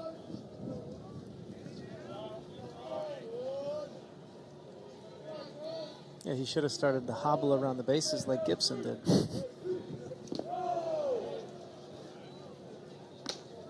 One and two the count on Luke Golds. We might have to set up burrito cam. He doesn't look like he's sharing either. Double steak, chicken, what are we going with there? Hughes is 1-2 to Gold. Driven foul. So this is what we're talking about. Tuesday against Georgia Southern. Pinch hit variety, Alex Urban. You're a hero in your freshman year. After a burrito in the fourth, goes deep and see you later, walk-off fashion. He had been told, hey, if the righty is staying in the ball game, we're going to have you pinch hit. They got the bunt down in front of him, and he went with the big fly to win it as Gold strikes out against Hughes to start the bottom of the fourth. Hughes is just looking nasty. That's that split change that he's got. 3 pitches, fastball, breaking ball, and split change.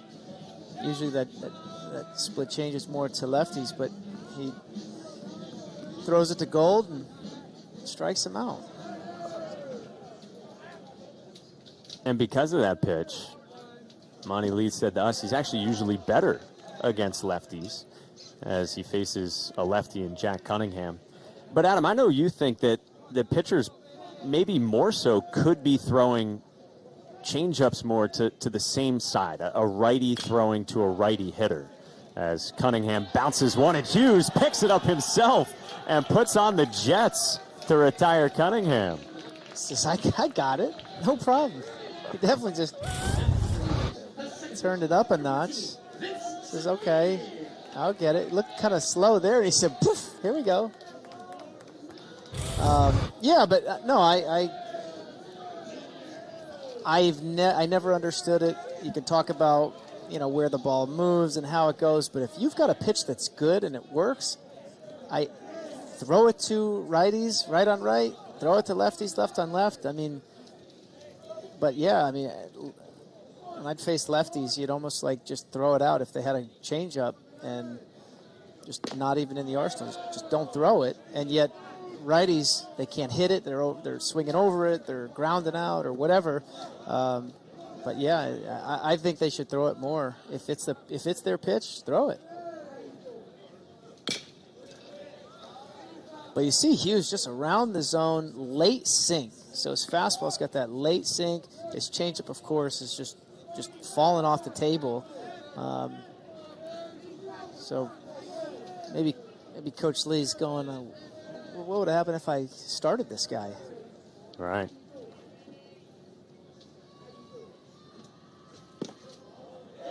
There's that breaking ball. So just everything is around the zone. You mentioned he led the team in strike percentage in the fall, and you see why. He's just always in the vicinity of that zone.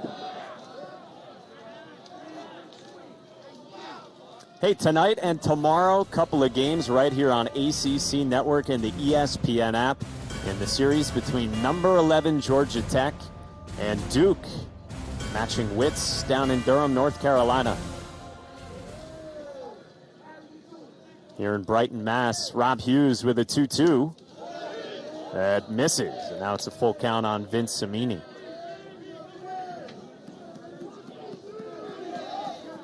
But even the misses, not by much. Cam Leary on deck for the Eagles.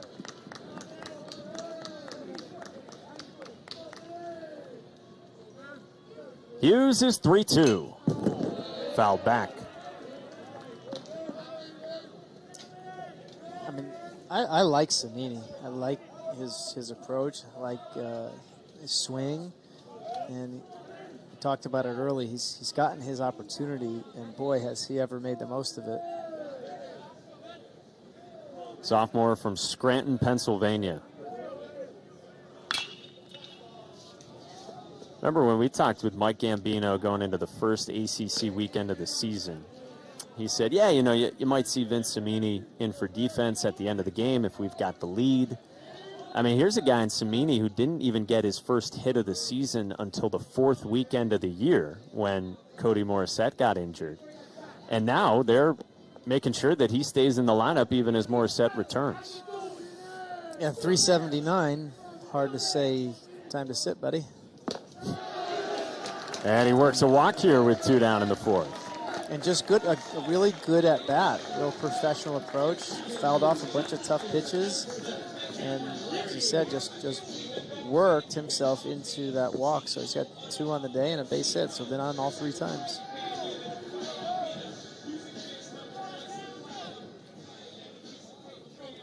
Brings up another youngster in this Boston College lineup, Cameron Leary, true freshman from Bethpage, New York. And Rob Hughes threw it away, keeping tabs on Cimini.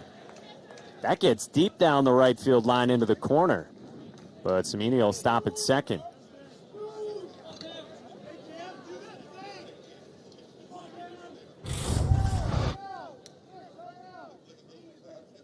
Just an errant throw. Tough for Sharp right there. Already the 3rd error by Clemson in fourth inning, so not exactly how you'd write it up. And Leary trying to bring in Cimini at second in scoring position.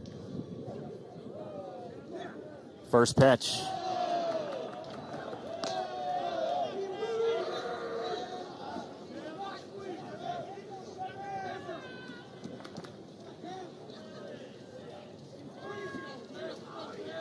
Leary's a guy that the BC staff thinks is going to be a very good player by the time his career's done. So much so that he's been in there as a true freshman. A guy like Chris Galland, odd man out of the lineup today for the Eagles.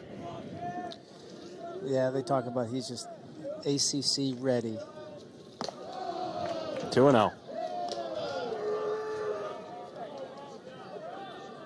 Just a real sound approach. And keep talking about approach, and what we're really meaning is just the ability to stay in your zone, let the ball travel, hit it to all fields, not try to do too much. Big swing from Leary.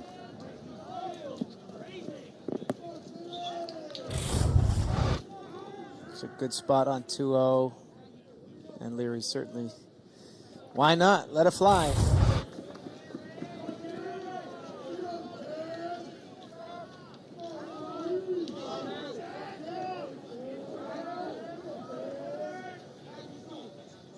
Two one.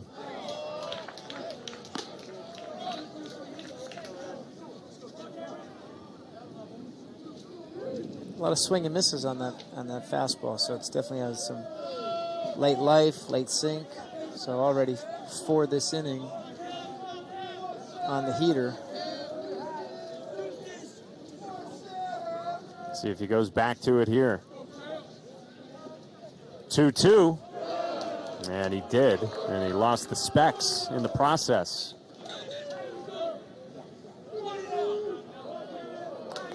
So we got hats flying, we got glasses flying.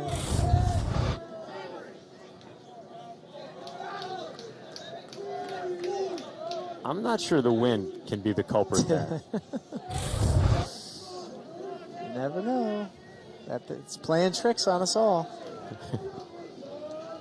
Samini at second, worked the 2-out walk and moved up on the error from Hughes.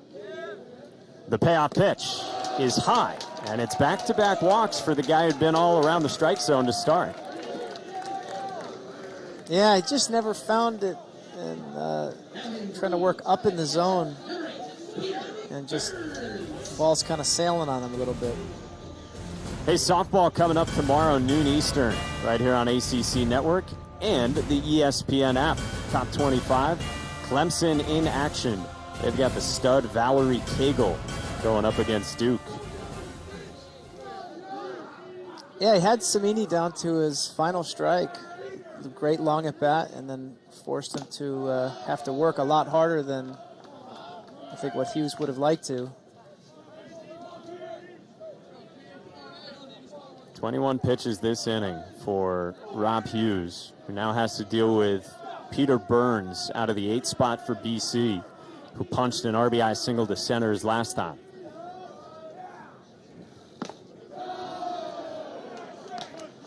Yeah, and you really got to kind of just back up again to that Samini at bat. And when you make a pitcher work and just throw more pitches and you keep spoiling them, finally you lose the battle. It really just changes the complexion, the mentality, and this is where Hughes really now down 2-0 has to focus and find that zone. Burns squares and takes a strike as he pulled it back. Just taking all the way there, just saying I'm not swinging. You can't throw a strike, and got the benefit of the call right there. So obviously you're not bunting in that situation. Burns is not quite the burner. Wordplay maestro. You Adam like that? Greenberg You taking his like victory that. lap. I had to throw it in there. It just came to me. You had to search far and wide for it. It just came. I didn't go that far. I just was like, let's roll with it. Oh man. 2 on, 2 out. 3-1. There's a strike. 3 straight full counts.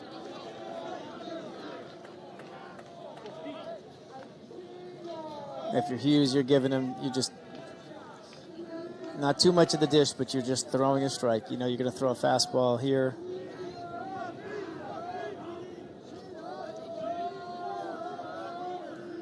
Here it comes.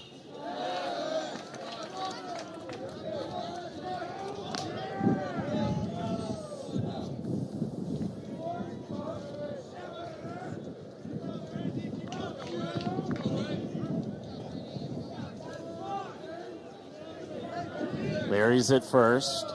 Samini's at second for Peter Burns. Another 3-2. And he struck him out. Big punch out for Rob Hughes to get Peter Burns and leave 2 in the bottom of the 4th.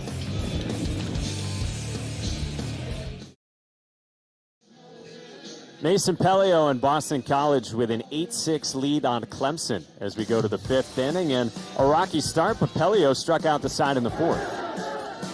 Yeah, he certainly did, and it's been kind of his MO in these ACC outings. The first couple innings, he struggled, and once he settles down, he's becoming dominant. You see the use of that fastball inside, getting the hitters uncomfortable, and coming back with that changeup, locating, getting ahead. So the last couple innings, you say, this is the dude, this is the guy.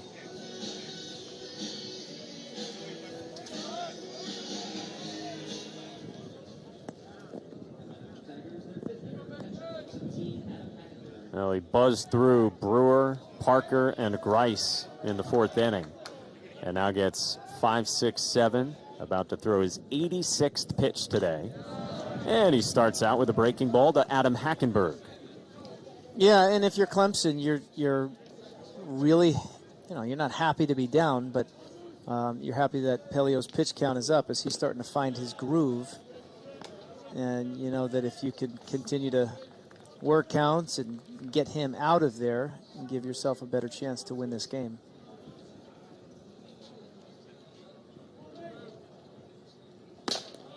Yeah, it's not a lead for Clemson, but Monty Lee said to us yesterday, whenever Pelio comes out of the game, we've got to make sure we're in the game. We've got to drive up the pitch count, and we got to hang around against one of the best pitchers in terms of pedigree in this conference. Yeah, and he said, we asked him the question if, their strength, and he said undoubtedly is their bullpen. So if you can keep the game close, you can get into the bullpen and have the battle of the pens, he feels like he's got a shot to win. Hackenberg the opposite way, but it's right at Baldelli, and there's one away. So he used his breaking ball a couple times, get ahead. First pitch breaking ball, got to 2 strikes. So starting to find his rhythm with all 3 of his pitches now.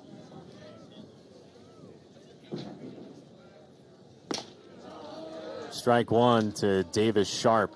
0 for 2 so far with a pop-up and foul ground to first and a ground out to short. Mike Gambino said to us about Mason Pelio, this guy is an easy big leaguer. It's just a matter of if he's a starting pitcher or a bullpen piece. That's how highly Mike Gambino thinks of his Friday night starter. Yeah, I mean, big, strong kid who works his tail off. Coach Trezor is talking about kind of his work ethic and just how he studies and works and trains and everything from his diet to his stretching. And when you have talent like that and work ethic and drive and desire and willing to put in that time and effort or time, the work, you're going to be a big leaguer. But can he throw 3 pitches and be a starter, or is he a guy that's going to come out there in 99, 100 and be a 2-pitch guy? Well, he's got a full count here against Sharp. And he walks him. You were talking about the work ethic for Mason Pelio. His nickname is Moose. And we asked Mason, well, where does that come from? And first thing out of his mouth is, I like to have my sleeves up in the weight room. And so one of the veterans on this team a couple of years ago, Michael Marzoni, said, Moose. He said, that's your nickname. And Mason said to us, look, Moose is the guy in the weight room and is the guy on the field. And Mason is the econ major off the field. Yes, really, really smart kid, good head on his shoulders, and very humble, but a strong competitor. So why do you wear number 27? I was told I look like a 27. That's obvious. It adds up. That's obvious, of course. That is roped hard, and what a play by Luke Gold over at third. Takes one away from Bryce Theodosio.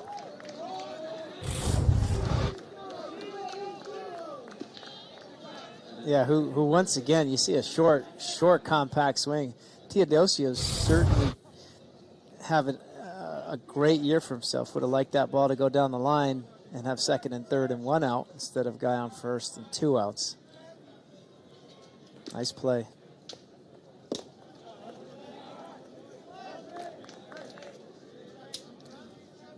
So it brings up Max Wagner. Singled in the second, doubled the opposite way in the third on a very nice piece of hitting. Due for a triple.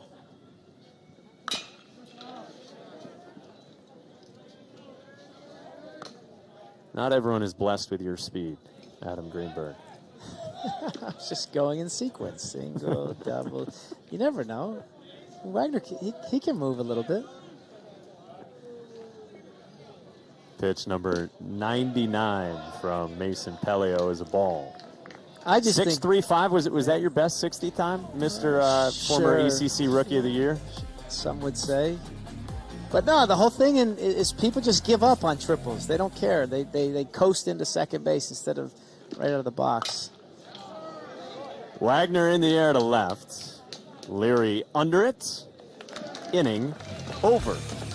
Mason Pelio has really settled into this ball game since the second.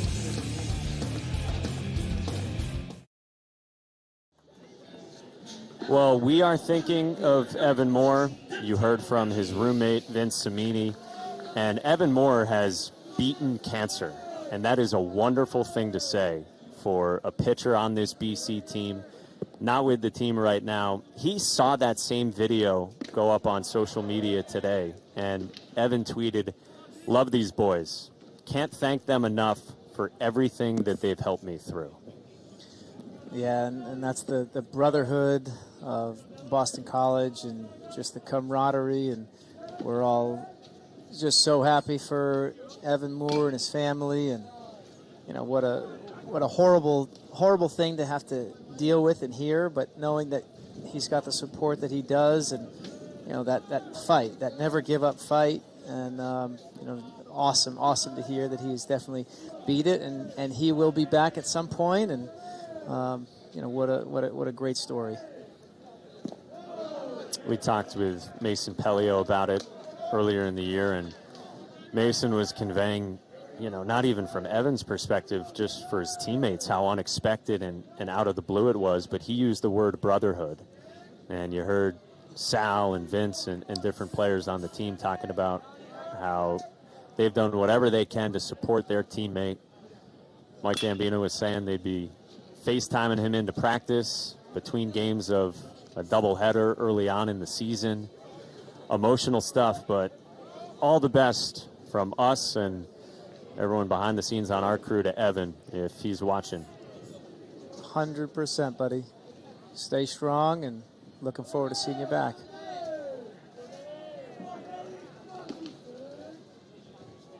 Home half of the fifth inning here, and Rob Hughes strikes out Dante Baldelli.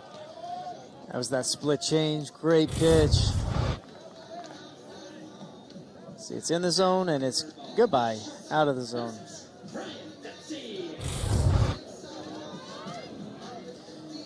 So we're probably going to be into the battle of the bullpen, which is where Coach Lee was saying if we're in the game, I feel like they've got a chance to win. Strike one to start out. To Brian Dempsey, as you get a look at Joey Walsh. Yeah, I thought so too. Joey Walsh getting ready with Pelio at 101 pitches.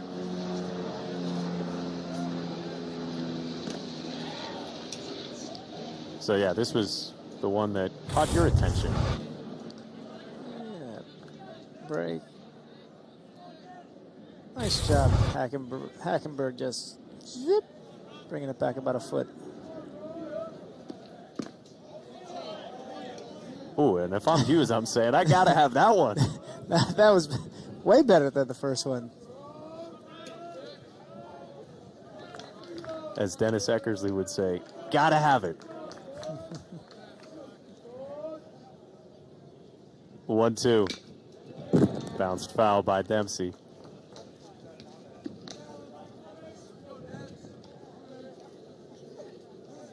But how about the job Hughes has done to keep them in this game?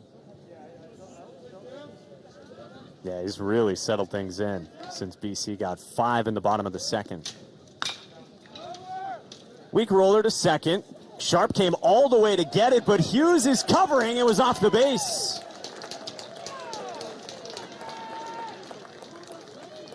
Yeah, it's a tough play. Second baseman Henderson maybe would have had a much easier play, obviously.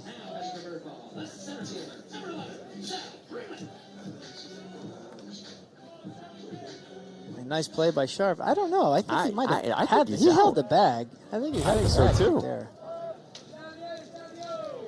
And that's the one where Hughes, if he knows he did, then he's got to jump up and say, "Hey, I was there." We're just a couple of Monday morning quarterbacks here, but I had the same reaction you did. Yeah, I mean, is that the back of the cleat there on when he first made the catch? I mean, he obviously comes off by the end of it. Yeah, he wasn't convinced, so we'll give him a pass. Base hit. All right, officially adjudicated. Sal Frelick past the dive of Henderson into right center.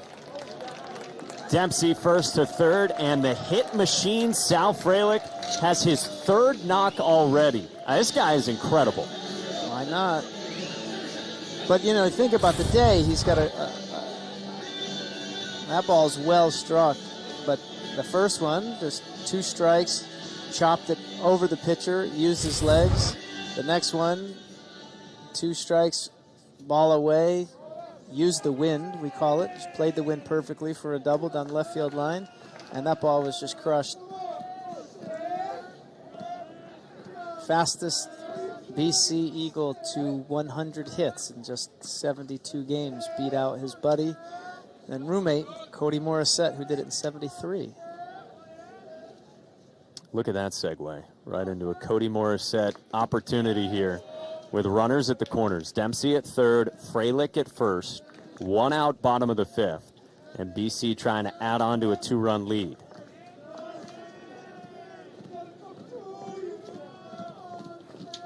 This will be pitch number 60 from Hughes out of the pen. And Frelick takes second.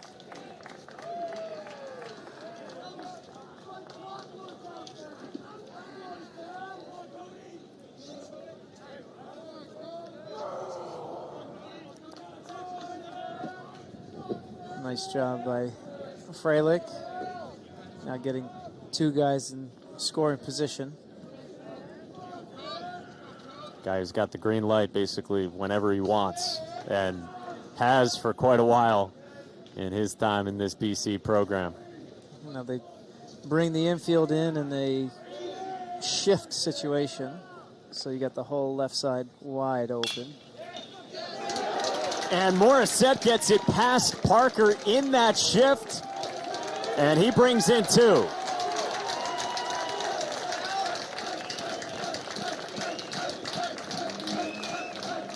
So the stolen base gets another run on the board on a 2-run knock from Cody Morissette. And even into that shift, that ball just up in the zone, caught way too much of the plate. Past the diving shortstop at second base. Welcome back to that guy, and a nice smile for Cody Morissette. Yeah, 2 hits, some RBIs, but Tuck.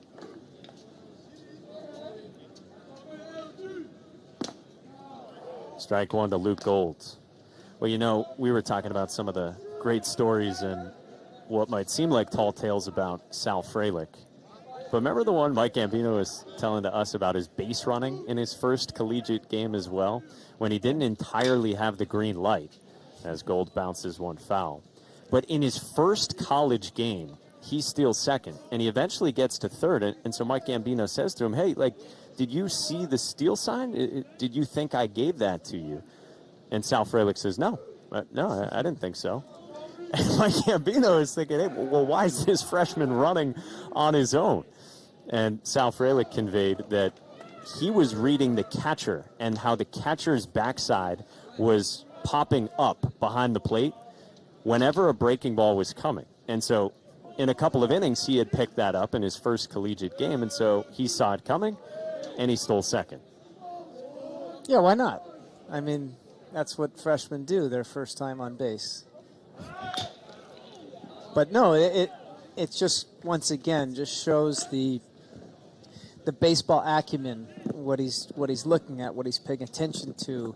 Instead of being in the dugout just watching a game, he's trying to watch the game intently. I kind of talk about it all the time when we say it is a game. And when you're playing a game, you're trying to find any little thing that you can find to give yourself a better chance to win. And as a freshman coming in and doing that is pretty remarkable. Luke Gold can't catch up to the fastball with life from Rob Hughes, who has now punched out a half dozen.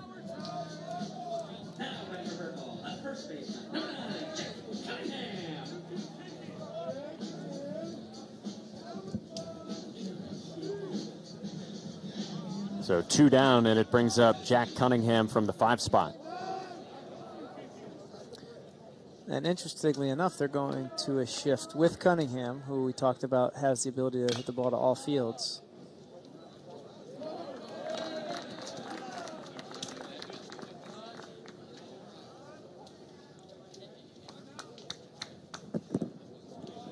With all these shifts, it just changes the amount of attention and the attention to detail. It's not just playing there, it's then what happens when the ball is hit to you, where do you go, and leaving a base open. I saw it last weekend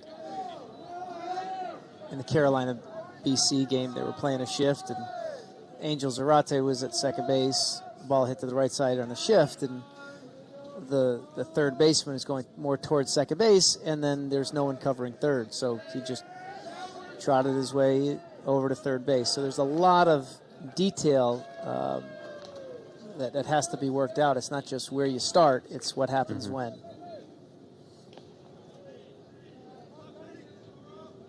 So if you're the guy there in that scenario, Max Wagner, third baseman, I mean, if you're having to cover second, you got to be in a sprint to beat a guy in the scenario you're mentioning, like Zarate last 100%, weekend. 100%. And or that's where your left fielder in Kier Meredith has to be just charging in hard and be at third base. There's just a lot of moving pieces. And there's another errant throw. Second time it gets away from Rob Hughes on a pickoff, and Morissette was thinking about third. Yeah. Three errors already by Clemson pitchers, 2 on pickoffs.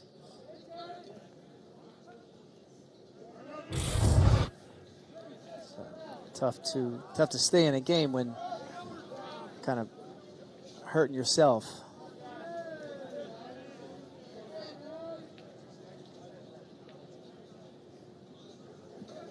So Morissette in scoring position for Jack Cunningham, the 5th-year senior first baseman.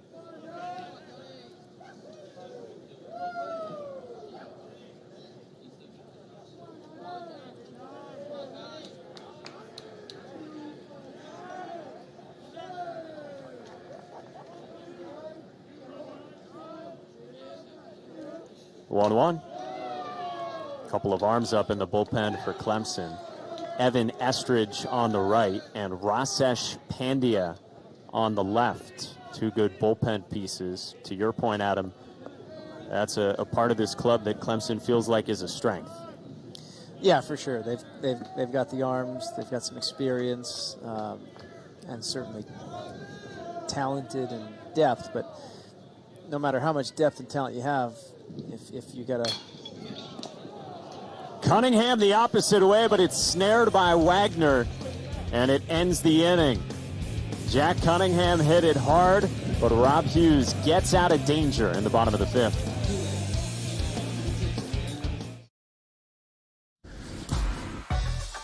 We are through 5 innings in Brighton, Massachusetts. How do we get here? Brian Dempsey had a leadoff home run to begin the bottom of the 1st, but Clemson came back. Caden Grice scored 3, clearing the bases with a wall ball double. BC answered. Cam Leary got 2 home by legging this out at first, and then Mason Pelio settled in. He goes 5 innings, struck out 5, does get tagged with the 6 runs, but he exits this ball game now with a 10-6 lead for Boston College as we head to the 6th inning. Yeah, and Pelio just really needs to figure out those first couple innings, and then he just turns the corner and becomes dominant, and that's exactly what he was in those last few innings. Turns it over to one of the most reliable arms that BC has on the entire staff. The burly Joey Walsh, southpaw from Plymouth, enters the ballgame, already his 10th appearance of the season. He's got a 3.15 ERA. Yeah, and he's just a tremendous reliever, and he's pitching really, really well so far this season. That is hit hard by Elijah Henderson past Dempsey at short. And the Tigers have a nice start to this 6th inning to greet Walsh. Yeah, I got to give Clemson credit. I mean, every time they get a blow, they've been coming right back. So just when you think it's kind of turning the corner for BC and just getting a little comfortable, Clemson fires right back and doing it early. No outs, 1 out, getting guys on base. And now you got their leadoff guy up. The fourth-year sophomore, Kier Meredith, out of Winston-Salem, North Carolina, missed the first 5 games of the year with a leg injury. And Monty Lee said to us, they feel like he's starting to heat up, even if the numbers don't show it yet. He homered on Tuesday, and they also smoked the ball to center with nothing to show for it. And remember, he hit one hard to start this game into right field, but right at Dante Baldelli in the first.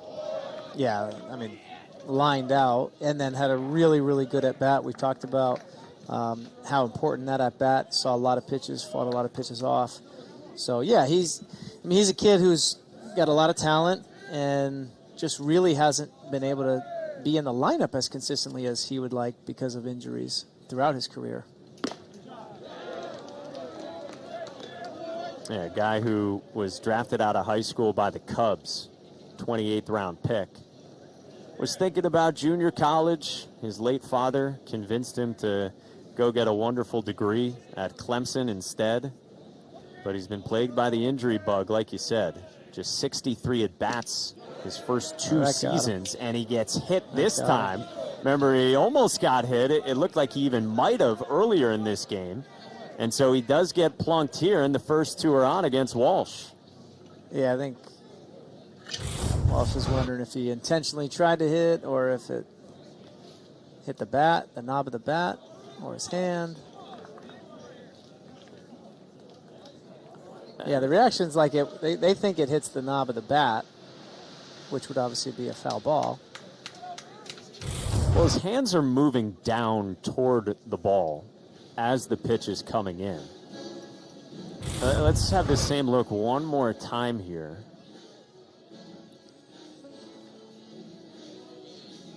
Does it kick off that right wrist on its way?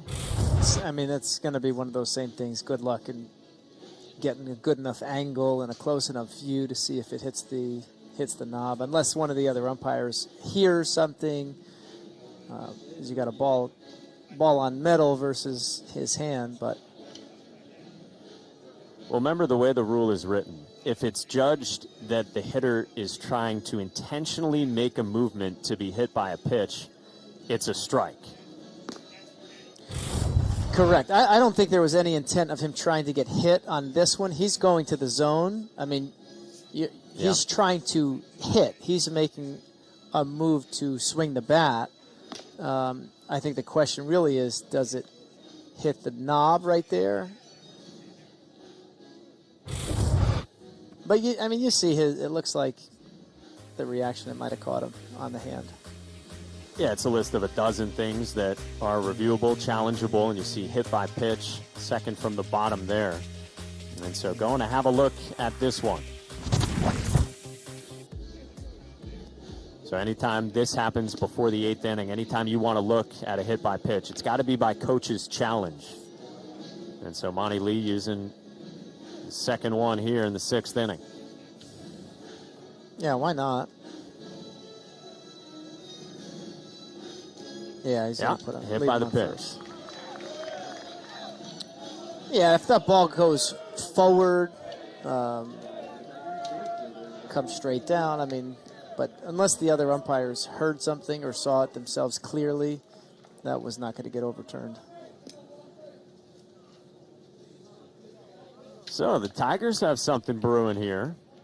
2 aboard, Henderson at second, Meredith at first. And a simple man to please Adam Greenberg likes that one as Dylan Brewer climbs in. I knew where you were going. Good work. Clemson down by 4 in the 6th inning, and Brewer goes first pitch hacking into right with Baldelli under it to make the catch. Henderson advances, and there's one away. And he just missed that ball.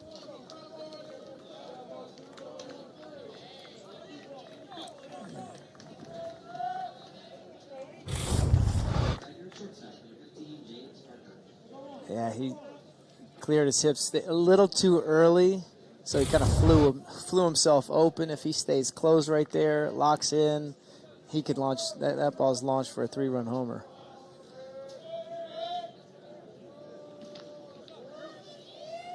So runners at the corners now for James Parker. Homered in all 3 games against Virginia Tech last weekend, when Clemson took 2 out of 3 from the Hokies down in South Carolina.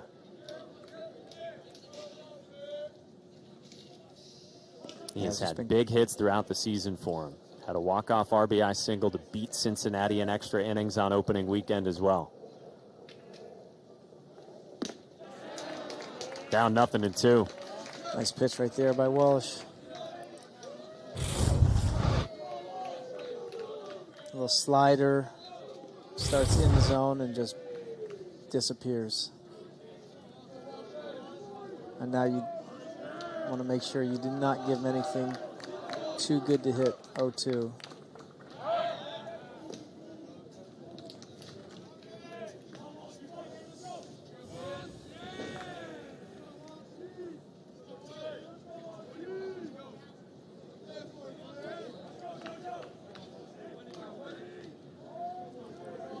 Monty Lee says James Parker is one of the most underrated players in the ACC. The 0-2. Bounces this one toward the mound. Walsh will flip to the plate, and they cut down Henderson. Wow, advancing home with 1 out in the inning, and he is cut down. Now, it seemed like Bernsey was the director of the traffic right there. Looked like Walsh was thinking about going to first. And Burns backs up wisely and calls for that ball. What's a base runner taught to do in that spot at third? Well, I would imagine he was told you're going on the ground. But it's also on a play that's in front of you. You also, you need to have a read right there. That's one of those absolute in-betweeners. So guy on first and third with 1 out, you want to make them kind of either turn the double play or you're going to score a run, or if get caught in a rundown. But he was already too committed.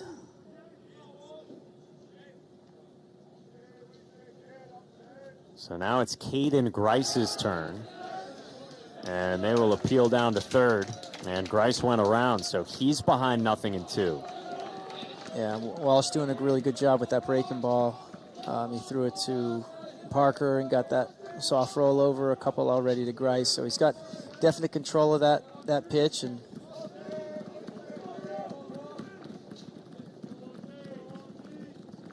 (0-2). Grice goes the opposite way into left field. Meredith rounds third. Leary's throw is cut off, and Caden Grice delivers again. 2 strikes, 2 outs, and the freshman goes the opposite way and makes it a 3-run game. I mean, for the amount of power that he has, he's a hitter. This kid can just flat out hit. Slider away, stays on it, goes the opposite field. I mean, 2 balls so far that I've seen him hit to the opposite field, and the overall approach from a freshman. I mean, really, this kid's got a chance to be special. Yeah. I mean, through that shift, this kid can hit. Yeah, they feel like he can be a top draft pick in a couple of years, both as a hitter and or as a pitcher. Brings up Adam Hackenberg. Had a sac fly back in the second. They call him Big Daddy, one of the captains. No sign of Adam Sandler.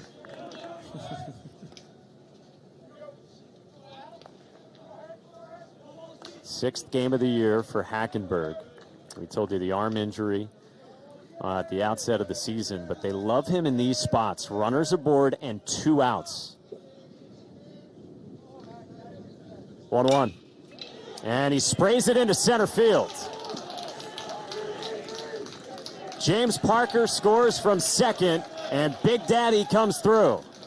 He does, and that's exactly why he's in there. They said he's the guy that you want up. He's going to get the 2-out RBIs especially. Good piece of hitting. Fastball stays inside the ball. Drives it right back up the middle.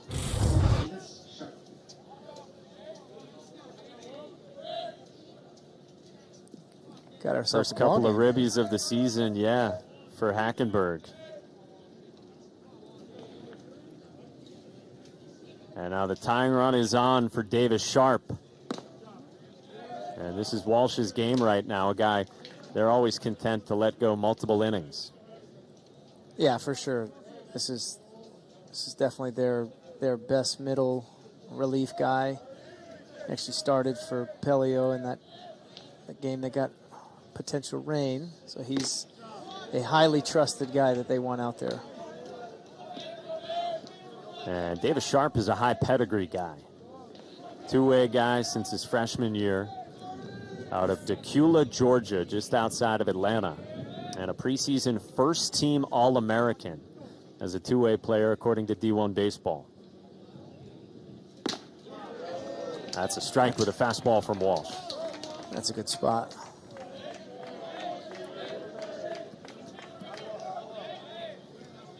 Sharp hasn't yet found it with the bat this year. 1 for 14 coming in. 0 for 2 today with a walk. 2 aboard for him in the 6th. Walsh is 1-2. Hung on to by Burns. And Walsh gets a big strikeout to end the top of the 6th inning and limit the damage, maintaining a BC lead. Oh, the Clemson bats got 2 runs in the top of the 6th inning, but Joey Walsh limited the damage. Got a huge strikeout of Davis Sharp as we go to the bottom of the 6th inning, and it is Bob Hughes throwing for the Tigers. 70 pitches deep into his evening, and had previously only thrown an outing as long as an inning and 2/3. Reminder, top of your screen, Georgia Tech and Duke will come on these airwaves once this game is over.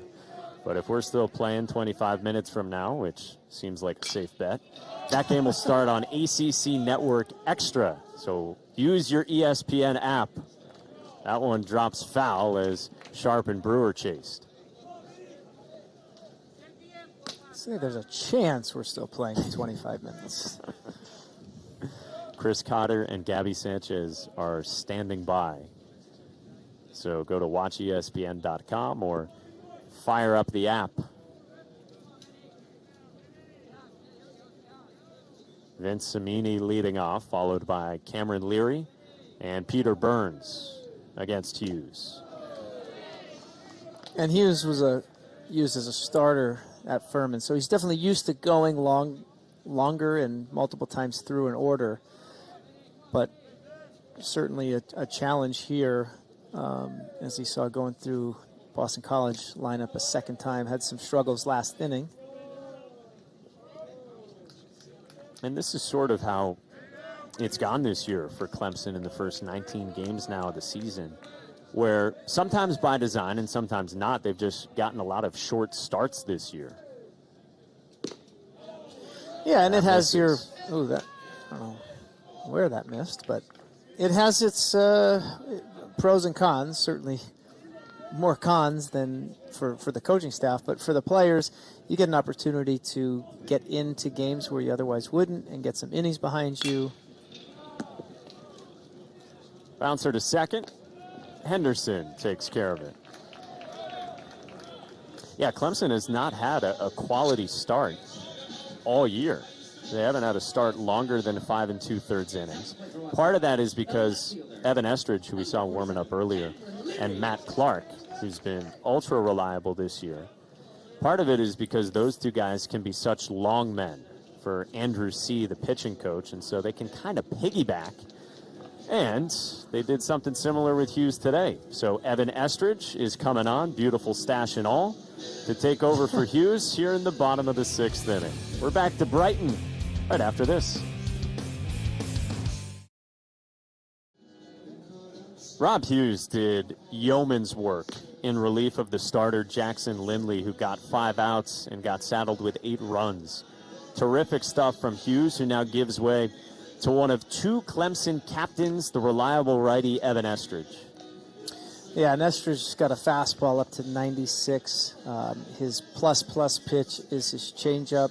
He's got a breaking ball as his 3rd pitch, so he can use it. But when you can throw up to 96 and have that not be your best pitch, the plus changeup, that's pretty special. So.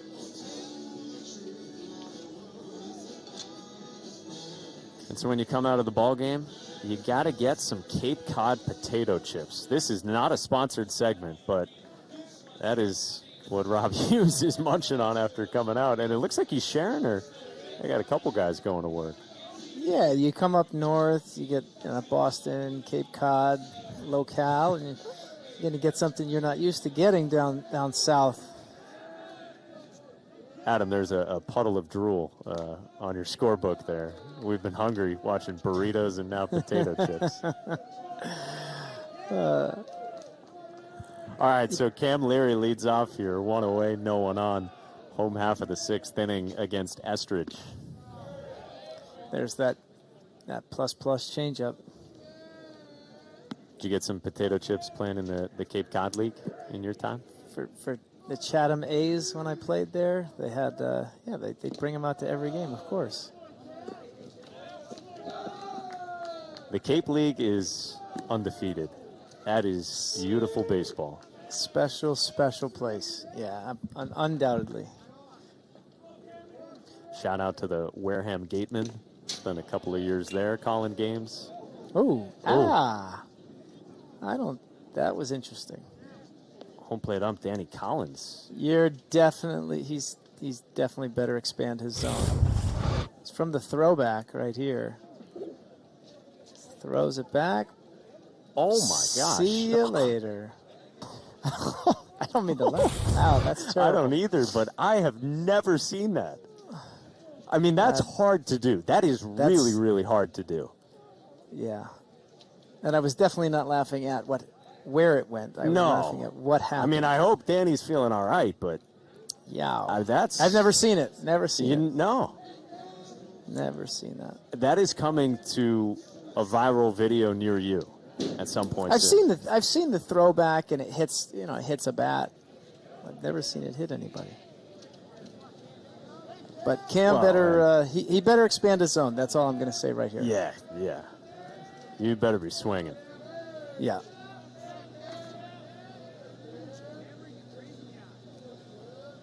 Two is a strikeout. Nice plus change. That's that changeup. I mean, way out in front of it. You throw 96 and you have arm action like that, and that ball just disappears.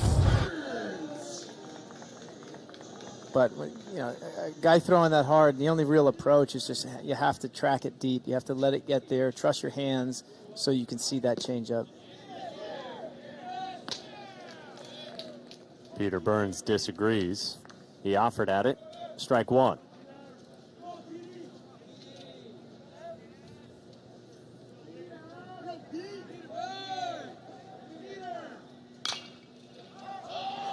Popped up near the mounds. Wagner takes charge. Confident freshman. Makes it a 1-2-3 inning between Hughes and Estridge in the bottom of the 6th. We had a whole lot of offense early in this game. 14 combined runs through the first 2 innings, but only 4 runs since. 2 aside, and Joey Walsh is working in relief for Boston College as we head to the 7th. Yeah, it's been a fun game. We had a game inside the game in the first couple innings, and then we had a pitcher's duel last couple innings.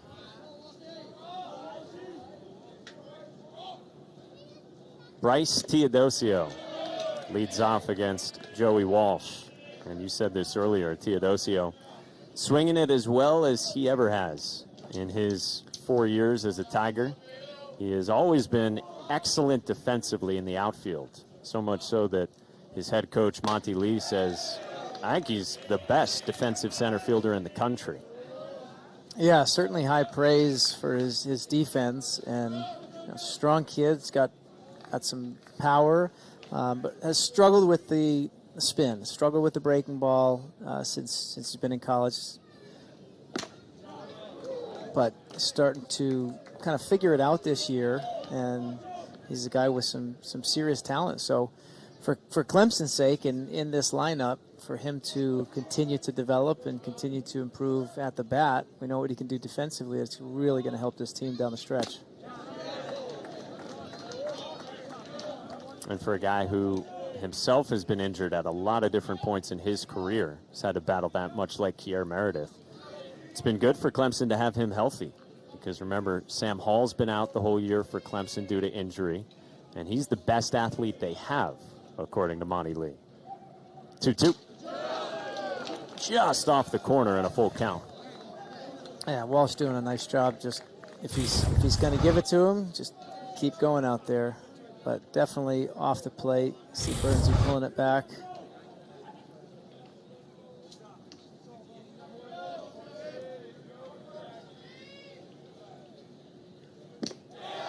And a walk worked by Teodosio. Second time he has led off an inning by getting aboard. And he sets the table here in the top of the seventh. Yeah, and laid off that breaking ball, and that's the pitch that he struggled with. So you see the maturation and the solid approach right there to work that walk. And so from a veteran who has matured to see spin to a true freshman in Max Wagner, who has looked very impressive today on both sides. Couple of hits and is taking charge defensively. Yeah, I mean he's you could tell he's just got confidence. Good plate discipline, good approach. But you heard last inning coming across on the first base side to call off that pop fly. So not a kid that's struggling with the confidence and knowing that he should be out there and playing every day. So getting his opportunity and taking advantage of it. The pride of Green Bay, Wisconsin, where he was Wisconsin's Gatorade Player of the Year, swings through the breaking ball from Walsh, and part of a very good freshman class that the Clemson Tigers brought in. Number 16 class of newcomers in the country, according to D1 Baseball.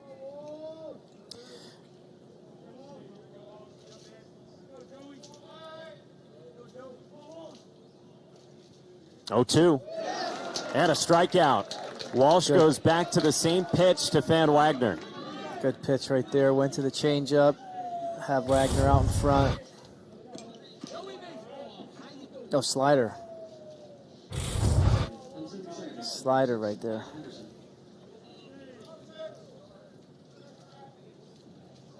Big first out for Joey Walsh. Remember, had a strikeout to end the 6th inning and to leave 2 runners aboard, representing the would-be tying run for Clemson. So now brings up Elijah Henderson, native of Greer, South Carolina, who, when he was 12 years old, one of his coaches called him Pigpen, because that's how he plays the game. And he gets plunked. Tying run aboard again for Clemson, now in the 7th.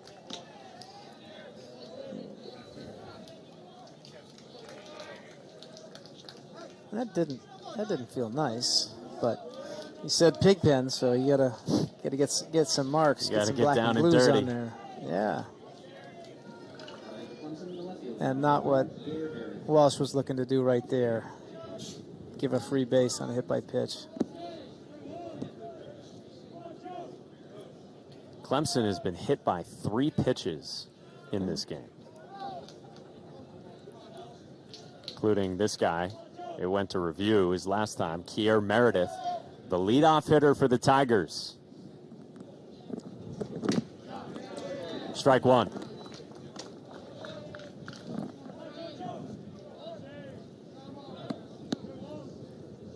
And that's when you recognize that Meredith shaking his head, saying, "Yep, I see where the strike is." So that release point on that breaking ball.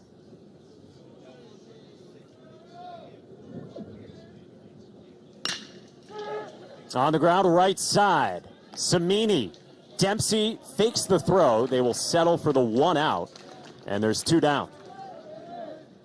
Yeah, not going to get Meredith on a double play, but certainly getting the out right there is a good thing for Boston College. Meredith just rolls it over. No chance at turning 2. You ever fall for that fake as a base runner over at third? No. So what I gather is you didn't fall for anything. We showed the picture of you No, diving back to the bag I- against Clemson in your playing career, and you said no chance you got picked off on that. No. I don't think I struck out. I don't think I had ever a base running blunder. Never. And you get better every day that goes on that you don't play. The easier the game was, and the better we all were, of course.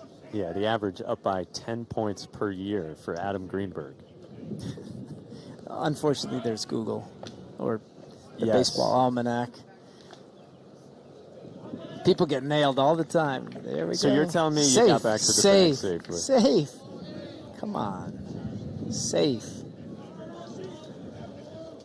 Greeny, Mike Monaco, our entire ACC network crew with you here in the 7th inning. Tying run on for Clemson, and Dylan Brewer pops one up. Dangerous spot here, shallow left. Leary goes to the dive and cannot make the catch in foul ground. Almost had it. Great effort.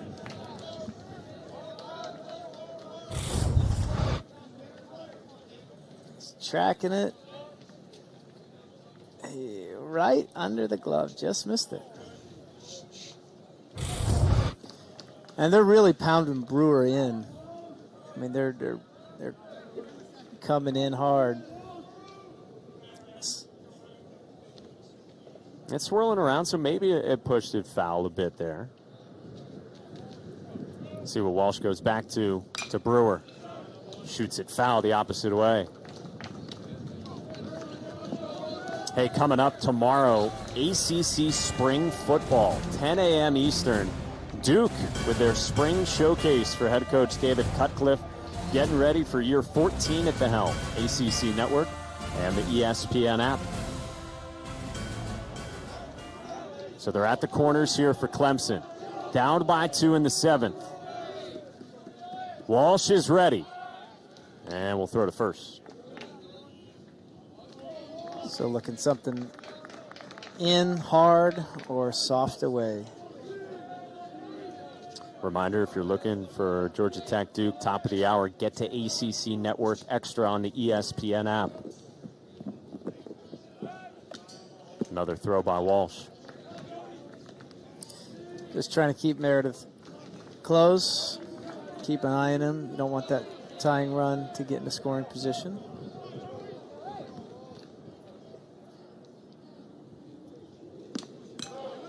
Outside, Burns kept it in front, but Meredith will advance.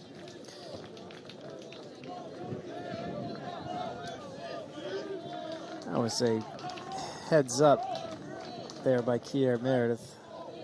Getting into scoring position. See, he's not going, but that is a tremendous read. I mean, hats off right there.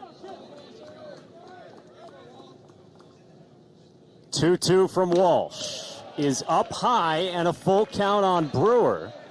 A very talented player with James Parker, the best bat for Clemson, on deck. And Brewer, once again, that low average, high on base, so he walks a ton, gets into these deep counts. You know, he'd love to get himself a hit in a tie ball game. The payoff. Up high, and they're loaded. So the go-ahead run is on, and here comes the guy that Clemson has been calling the man, James Parker, for how he's been coming through all season. Yeah, I mean, if you were to write it up and say, this is where we're at, and this is the situation that we're in, bases loaded and 2 outs in a 2-run game, who do you want up? A high leverage situation, as Coach Lee loves to kind of explain. High leverage is James Parker, and here we go. James has been asked a lot about it this year, and he says, for me, it's really simple. As much as you might want to, you do not make the moment bigger than it is.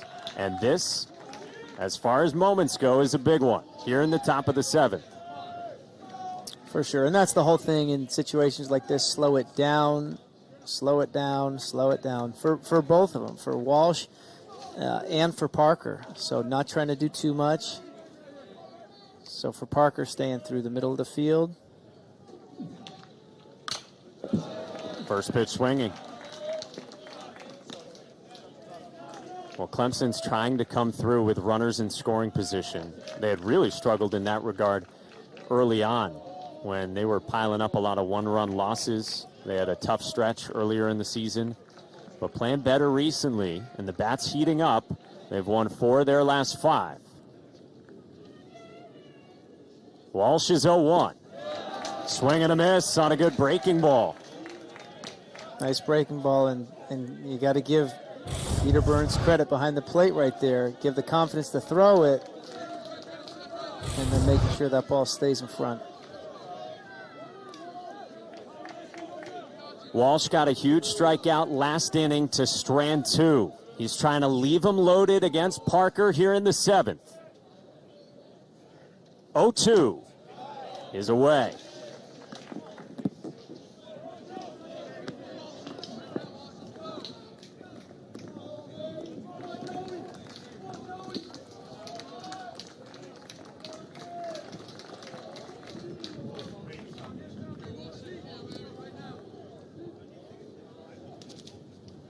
One, two.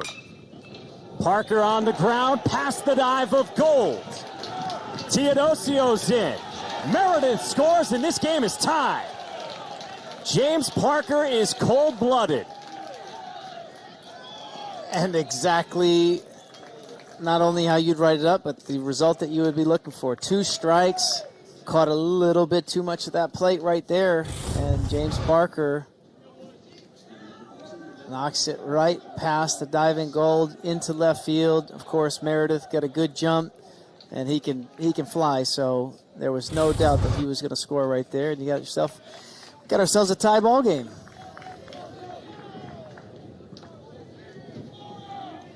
He just keeps on delivering for the Tigers this year, and there's still 2 aboard now for Caden Grice, who has really swung it well. Goes first pitch swinging past Dempsey, and Clemson will take the lead. Brewer scores from second. Parker's coming around as well, and it's a 2-run go-ahead triple for the freshman Caden Grice. And a fired-up freshman nonetheless.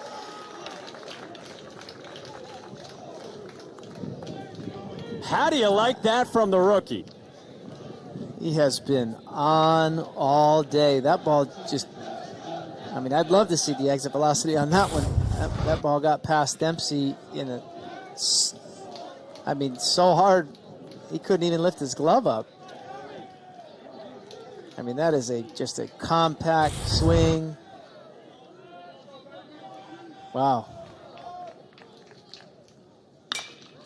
Adam Hackenberg on the screws, add on another. Grice scores. Clemson leads by 3, and they have come from behind against Boston College here late in this game. Have they ever? I mean, wow, this is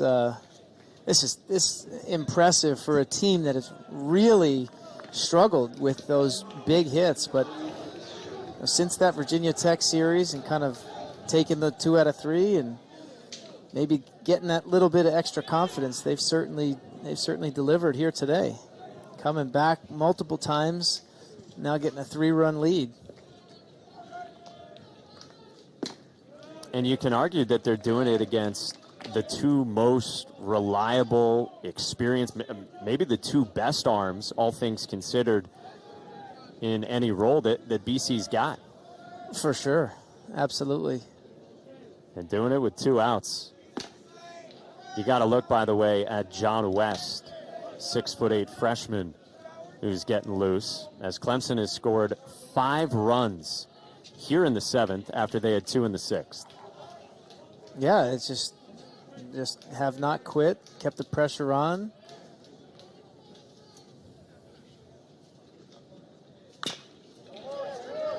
High chopper, and it gets past goal. Fair ball.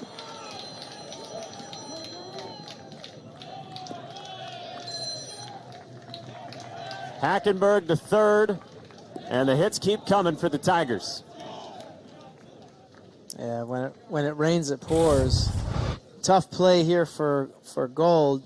Just a high chopper, comes in, just doesn't quite get down low enough to make that play. So an RBI double for Davis Sharp. Got it past Gold. Yeah, I'm sure Gold would like to have that one over. You know, he came in on it, he charged it, but didn't quite get down. Mike Gambino has seen enough. His fifth-year senior, Joey Walsh, is coming out. Clemson gets to the BC bullpen these last couple of innings. 5 runs here in the 7th. Clemson leads. West coming on.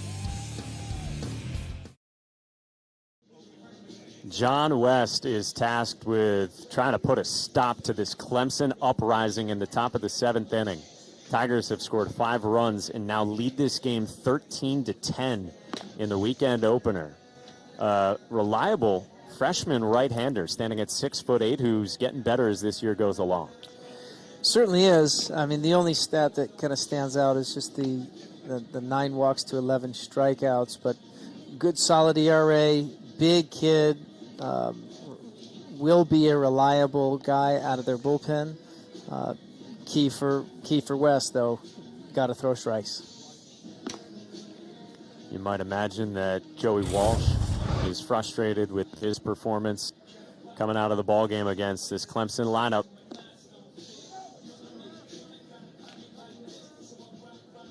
You feel for the veteran who's given so many good innings to this team. For sure. No, he's as you said, just Mr. Reliable, dependable, and just disappointed. So West comes in. Clemson, by the way, has matched a season high in runs. They've got 13 on the board. This inning started with this batter, Bryce Teodosio. First he worked the count full, then he worked a walk against Walsh and scored the first of the runs this frame, as West starts him out with apparently ball 1. Caught just above the top of the zone right there.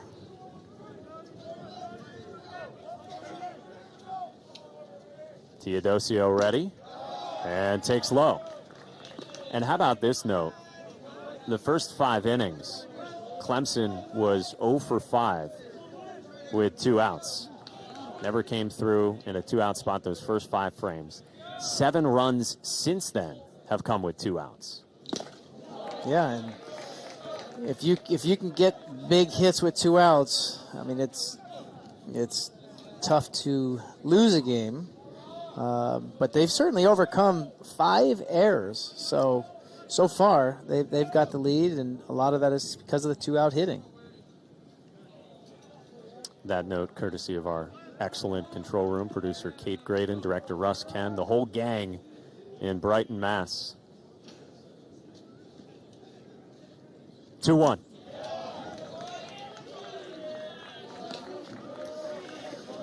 Yeah, this is the whole thing with West is can you throw strikes and get ahead and stay ahead. Just got to fight back right here. Max Wagner would be next. 3-1. Oh, and it gets away. Runner coming to the plate, and Clemson adds another as Adam Hackenberg scores.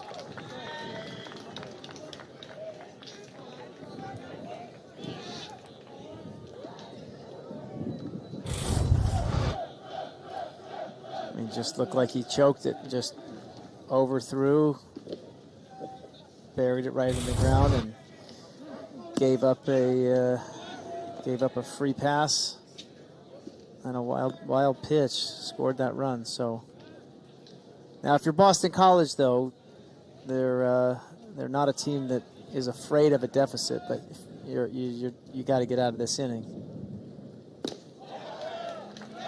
BC's pitching staff has hit 3 batters. They have thrown 3 wild pitches, and they have walked 6 in this game. Yeah, it hasn't been the cleanest. A lot of base runners, 14 hits and all that. My scorebook, Adam, I don't know about you, is a crime scene. I basically gave up. I'm still keeping it, but boy, it's getting crazy. Thank you, Stat Broadcast. Doing a great job. And our ace statistician, John Madry, who, whether it's pen or pencil, he is never confused on the happenings like we are. A check over at first on Teodosio, and we've been singing the praises of these Clemson freshmen, how good Wagner has looked. Bryce has been a monster, the rare home run away from the cycle. Urban had the walk-off plus the burrito, and back into the bullpen, we might see Jeffrey Gilbert later, a second-year freshman for the Tigers pitching staff. Ed West is he doesn't look like he's committed. He's kind of feeling for the zone. Yeah, 8 pitches, 7 balls, just not letting it go. Just kind of trying to guide it there. Just as you said, 4-pitch walk, back-to-back free passes since coming in, and he will try to find it here with the bases juiced. Yeah, you might want to just go to a breaking ball, just to change something up, try to find the zone.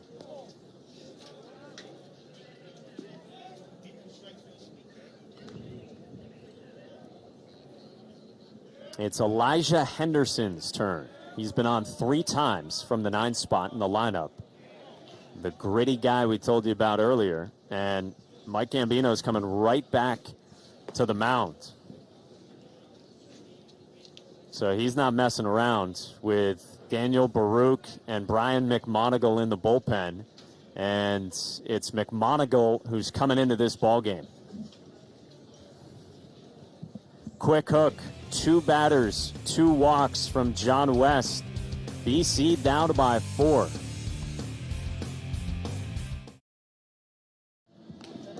Top of the 7th inning has been an eternity thanks to the Clemson bats here this frame. And the 3rd Boston College pitcher just this inning is Brian McMonigle, sophomore out of New Jersey, who just made his season debut on Wednesday. Yeah, McMonigle is a guy that Coach Gambino, he added a little cutter, so it's getting his stuff's kind of, as he mentioned, just getting a little uptick. So he's getting more confident, so he got out there.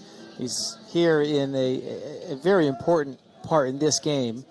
Regardless of how many 8-run deficits BC has come from behind, this is one that you do not want to let get out of hand. So Gambino had the quick hook with West and turns it over to McMonigle, and 2 outs, bases loaded. 12th trip to the plate this inning. Nearly a 30-minute half inning. And this is Elijah Henderson, who's been productive from this 9 spot for the Tigers.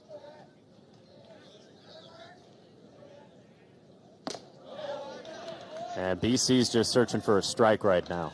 Yeah, they're just not able to find the zone. And when you're a reliever and Coach Gambino making that pitching change because you can't find the zone, you bring that next guy in, and the last thing you want to see is a 2-0 count. A reminder to the fans in Durham and in Atlanta, don't get mad at us. This game's still going. So Georgia Tech Duke starts on ACC Network Extra. And then once this game is done, we will get you to Durham with Chris Cotter and Gabby Sanchez if you're looking for the Jackets and the Devils. 3-0. Walked in a run. So 3 straight walks, and Clemson is ahead by 5 now in the 7th.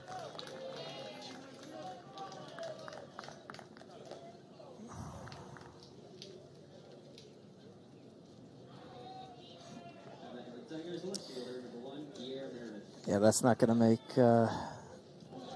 Gambino happy. But McMonagle just looking like he's leaving his arm is not coming over. He's just kind of dragging it, trying to find it. Similar to West, just not letting it go. Back to the top for Kier Meredith.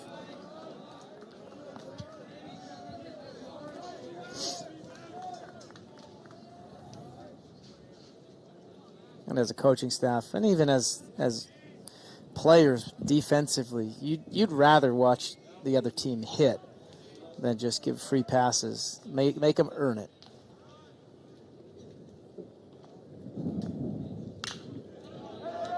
McMonagle's ahead of Meredith now, 0-2.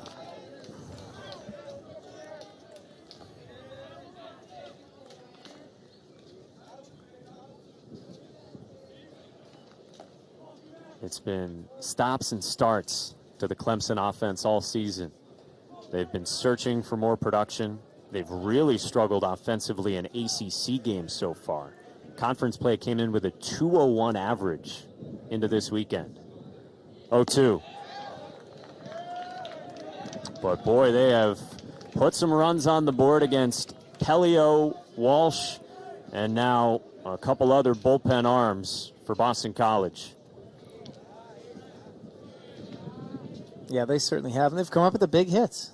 2 outs. Meredith drives this one to left. Leary under it. Inning over, but how about the Clemson Tigers?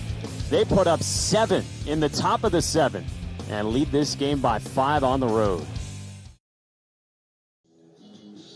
A nice sunset here outside the Harrington Athletics Village, Brighton, Massachusetts, just off of Comm Ave at this beautiful facility. It's been around these last few years. Getting our money's worth in this one between Clemson on the road with 15 runs beside that Tiger logo, going up against Boston College. 10 runs for the Eagles. They had the lead. Clemson got 2 to trim the deficit in the 6th, and then they got 7 in the top of the 7th. And it feels like we still got a long way to go in this one. Adam Greenberg, Mike Monaco, our whole crew, as Dante Baldelli leads off for BC against Evan Estridge, who, about 40 minutes ago, he was pitching in relief in the 6th? Yeah, sure seems like it was at least 40 minutes ago. He came on in relief of Rob Hughes, got a strikeout and a pop-out, and he was back to the dugout. Yeah, he came in and did exactly what he needed to do, in and out, and throwing strikes and lighting up the zone. That heater, great changeup. But if you're Boston College, we've talked about it time and time again. It's like they got them right where they want them, down 5. But the only difference here right now is Clemson's bullpen is definitely stacked, so you definitely have a tall hill to climb. Estridge is a guy who's just a wonderful story. A South Carolina native who started his career at the D2 level at Newberry in-state and has grown in this Clemson program to become a captain. Yeah, that's pretty awesome.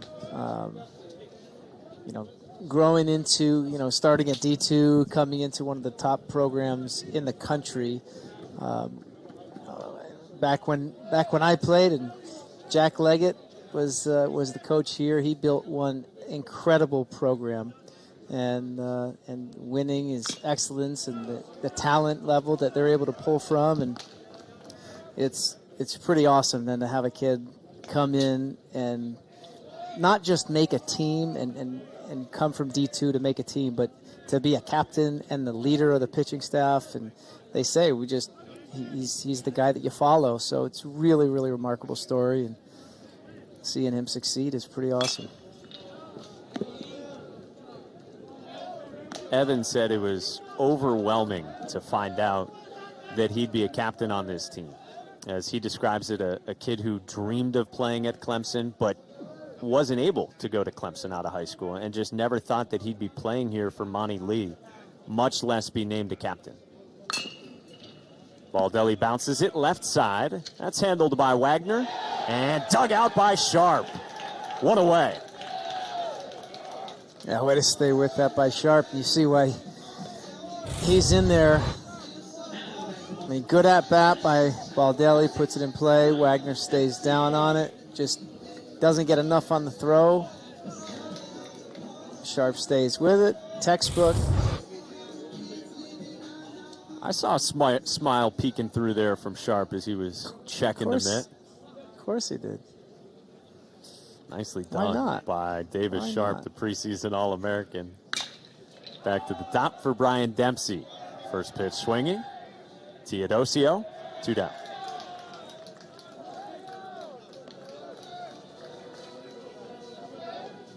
Well, for all the questions about Clemson's starting rotation, the bullpen's been good. Remember, it's a long list of starting pitching question marks. Not even the full 3 probables set forth by Clemson.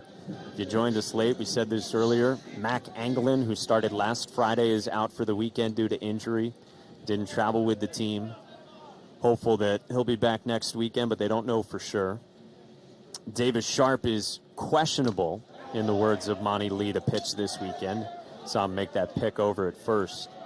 He threw last night when the team arrived, but if he is able to throw it, it most likely wouldn't be as a starter this weekend. He got scratched last Saturday due to injury. And then Matt Clark is a little bit sore. Not an arm issue for Clark. And he was going to play catch yesterday when they got here to see on his availability. And they're hopeful that he's able to go at some point this weekend. Sal Frelick goes the opposite way. Kicks away from Wagner. And not nearly enough time to recover and get Frelick. He's on for the 4th time. And just smokes the ball the opposite field. Tough play for the third baseman at shortstop.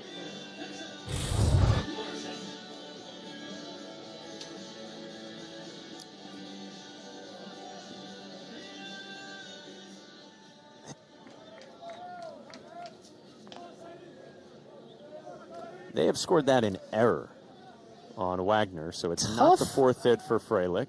It Tough is error home number scoring. 6. Tough home scoring, no? Are you banging on the doors of the official score there post-game? All I'm saying is it's tough home scoring. That's all I said. Nothing more. Here's Cody Morissette behind 0-1. You can decide at home. I don't mind it. No, I mean, it's a... listen, if you're Wagner, he's saying, I should have made the play. And so, just because you hit it hard, you don't... Oh, and he can redeem himself right here. Diving play by the freshman Wagner, taking one away from Cody Morissette. No jury necessary on that one. No. How about this play over at third base by Max Wagner to his right? That's an awesome play. Totally redeemed himself. Gets an opportunity. We just said that he wished he made the play right before against Frelick. And now Dylan Brewer leads off the top of the 8th inning by spraying one into the gap in left center. It's a leadoff double for Brewer. And that's the swing that you see why Coach Lee is excited about this kid. Drives the ball in the left center field gap with authority right there. The pride of Latta, South Carolina. Remember, he had come in riding an 0 for 18 over his last 5+ games. I mean, he had been working walks during that stretch. Got an infield single in the first, and now hits one hard for a double. This is hit hard. Nice pick by Samini to retire James Parker. Seeing some Brewer great to third. defense. Great defense. That ball was hit on the screws, but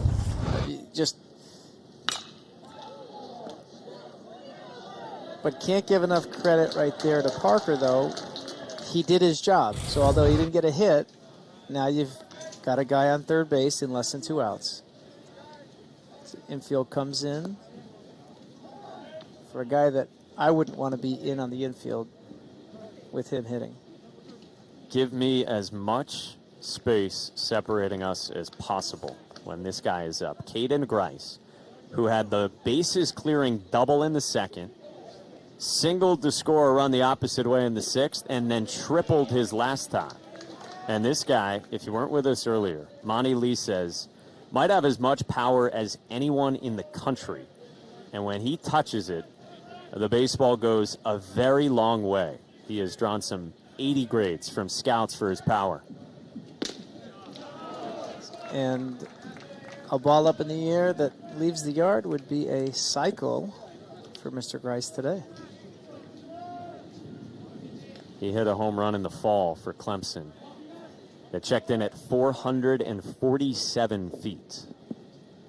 McMonagle's 1-1. Grice was thinking big fly there. Got a little big.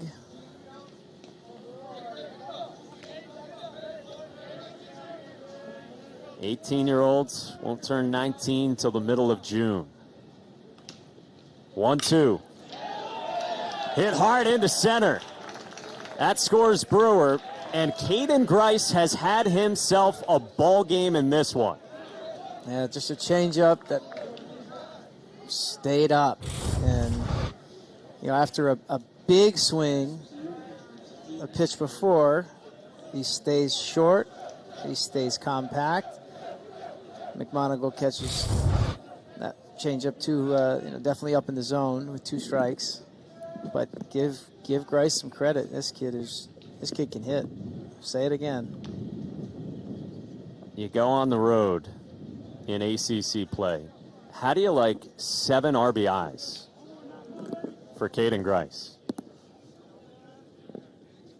It's not a bad start to the game. It's BC 10. It's Caden Grice 7. Here's Adam Hackenberg, first pitch swinging. Shallow right. Baldelli calls off Samini, 2 down.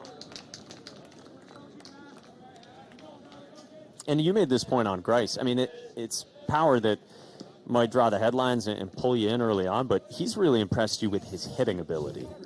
Yeah, I could care less how far he can hit the ball. There's a lot of guys that can hit 200 and put up 15, 20 homers. At least from my perspective, could care less. I want a guy that that's in the lineup that can hit, and when the power's there, that's the added bonus.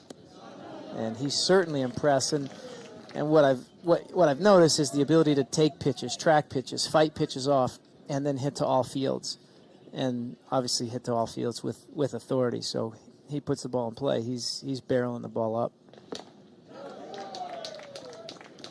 Good breaking ball from McMonagle to Davis Sharp, who's behind 0-2. And I'll say this also, as a freshman coming in, I would venture to guess he didn't DH too much in his career. And it's not easy. It's definitely different coming in and not being in the flow and running out to the position. And so DH, all you're doing is thinking about your next at bat. So I guess he's able to do it. Well, he's driven in 7, and the guys who hit in front of and behind him have driven in a half dozen between them as well. Guess that's the productivity you'd look for the middle of your order. Full count. Yeah, and it's not like he's been DHing a ton throughout the year, because Sharp is getting the start at first base today. They like Grice defensively at first, and as Monty Lee says, he's a human eclipse over there. So we like having him in defensively at 6'6". Yeah, right. Infielders love to throw to the big target. That's why I got moved to off first after Little League. you, Sal Frelick, and yours truly, we were holding court, and not the most vertically blessed sort of convention between the three of us yesterday when we were chatting on Zoom. Yeah. Sal said he was having some fun with it. He said, hey, you should have seen me in high school. I was 5'5", 5'6", sophomore, junior year, something like that. Ooh, that's a backwards K as McMonagle punches out Davis Sharp to end the top of the 8th inning. Clemson adds another, leads by 6. All right, teammates who were both drafted top 5 in the Major League Baseball draft out of the same school. A couple of guys from Arizona State. How about a couple of Tigers in '96? Chris Benson and Billy Koch. The Rice Owls, 3 and 4 in 2004. And then these two, Garrett Cole, Trevor Bauer, 1 and 3, sharing a weekend rotation. So yeah, the Clemson Tigers know what it's like with what's going on down at Vanderbilt. Chris Benson, 1st overall. Billy Koch, 4th overall. Part of an Omaha team in 1996 for Clemson. Yeah, and talking about a potential for top 4 and even top 2 with Kumar Rocker and Leiter. I mean, those two at the top of your rotation, you could. Luke Gold smashes one to center. Teodosio's on the move, but it's out of his reach. Clangs off the top of the wall, and Gold leads off the 8th with a double. And once again, this is where BC, this is right where they want you. They're down 6, leadoff guy on. Gold doing damage to that baseball. Teodosio with all that speed just can't quite get there. So Gold finally breaks through with a hit today. On the 334th pitch of the ball game, John Madry is counting. And we just heard the over-under was 332, so. Odds makers take a beating in that one. Yeah. Just past the bottom of the hour here in Brighton, Mass. Adam Greenberg, Mike Monaco keeping you company. We remind you once again as Cunningham stands in. We'll get you to Durham for Georgia Tech Duke whenever we are through here. Number 11, Georgia Tech, a Duke team that's been playing well. They've got Cooper Stinson, their Friday starter, who's working right now.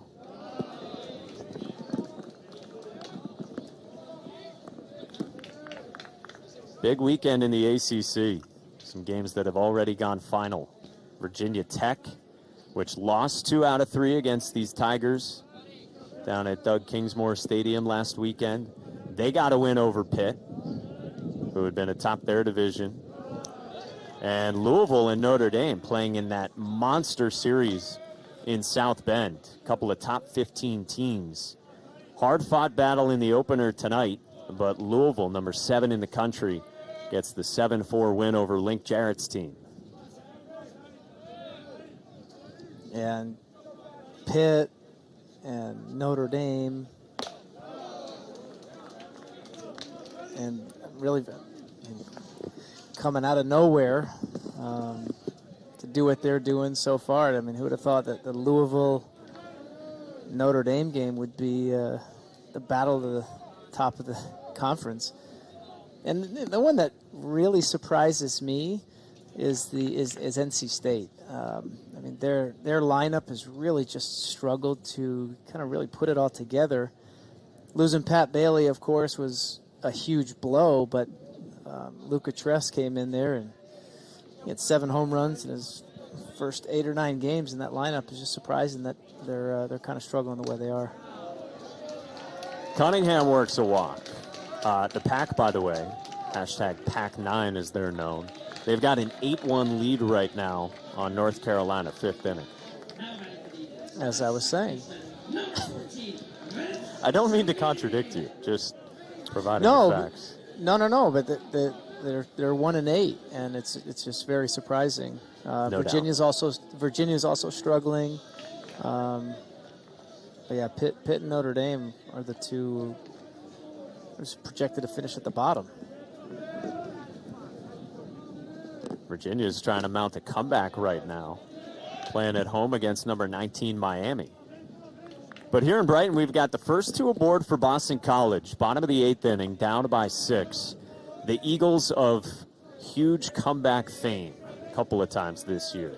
They have erased 2 different 8-run deficits already this season, most notably at Auburn in the 9th inning. And then on Wednesday, they got down 8-0 in the first few innings of the game, but came back and won it against Merrimack 10-9.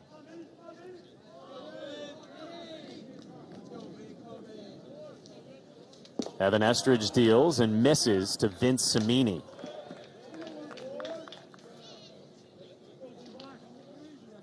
Yeah, and you feel like if you give these Eagles any sort of door open, just the energy switches and changes, and with this lineup, they can certainly score in a hurry.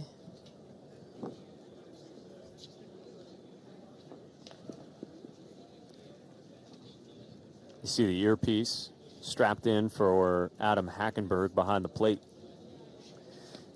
Yeah, and he's got the coaches are able to, or one coach is able to talk, and Boston College does not use the earpiece.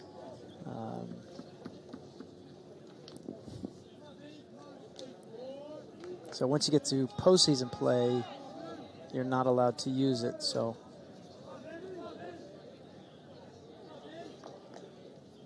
Hackenberg back behind the dish, ready.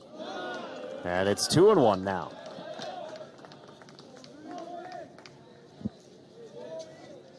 Your antenna always have to be up when BC is trailing at any point in a ball game and when they are threatening.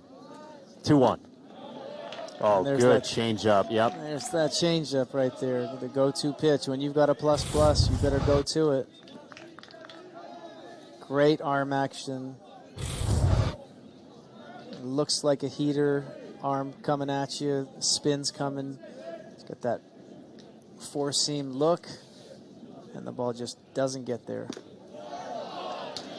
And what you love, throwing it to a right-hand hitter. Absolutely. I mean, this would be the classic, the perfect example of like, no. We'll go to the breaking ball. We'll go heater, breaking ball. No, your pitch is the changeup. Throw it. 3-2 is outside, and they are loaded now with nobody out for Boston College in the 8th inning.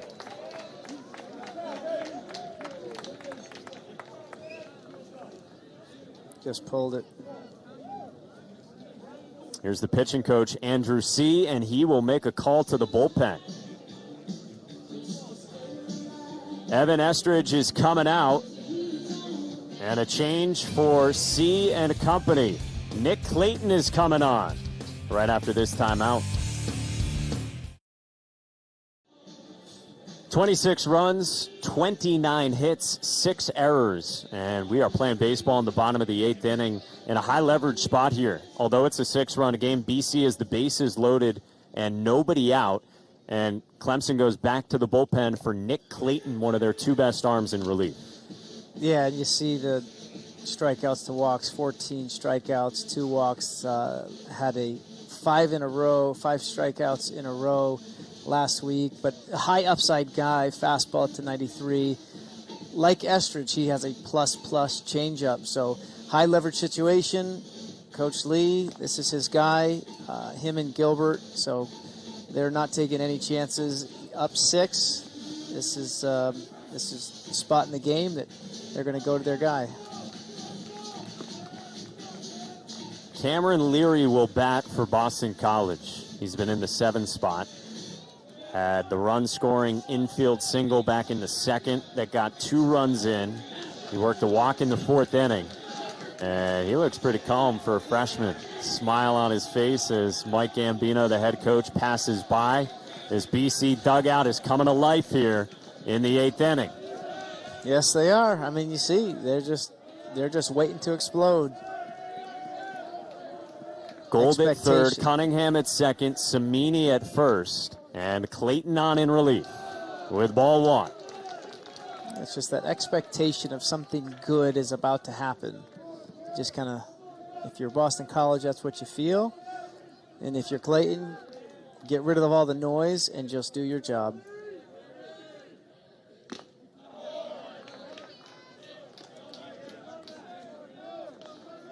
There's a good fastball.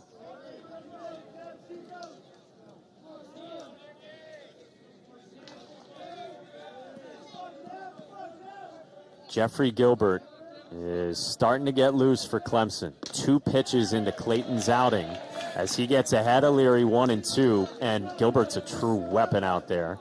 And he's their closer in name, but they will go to him wherever the biggest spot in the ball game is. Yeah, I mean, Coach Lee was saying if the biggest spot is in the 5th inning, and maybe that's a little early, but they're going to go and pitch where a save situation would be. So it doesn't matter if it's the 9th, it could be the 8th, 7th. He's the guy that they want in there. So they're getting him loose, but between Clayton and Gilbert, those are their guys. Nobody out. Home half of the 8th. Clayton's 2-2. Hit on the ground. At second, it's scooped up by Henderson to get the first out. Gold scores, and it's trimmed down to 5, and Clemson will take that. Yeah, they certainly will. And you get an out for a run all day long. And you keep that double play in order. Nice job by Henderson staying down on the ball. Leary runs too well, not even draw a throw. But get the RBI, get the guy over. Good things happen when you put the ball in play. So, and now BC's hoping, that this guy can put the ball in play as well. A pinch hitter in the spot of Peter Burns, the catcher. It's Ramon Jimenez, Jr. from Chicopee, Mass., who's got a ton of power, but he's only 4 for 29 this year with 10 punch-outs. But, Adam, we saw him earlier this year where he swung it very well against Duke. Yeah, very well. I mean, he can hit. He's going through a little struggle, so if he can slow it down right here, he's right on that ball, right there. And you mentioned when we saw him at Duke, he used all fields, primarily stayed on it. He was hitting the ball the other way. And right there you saw it. That's a pitch that he just missed. So they've got a shift on. Henderson up the middle. 1-1. Up and in. You can see he looks comfortable in the batter's box. You judge that by how a guy takes a pitch, where he's at. Cunningham at third, Leary at first. Clayton deals. Big cut from Jimenez. A nice job by Clayton just attacking the zone.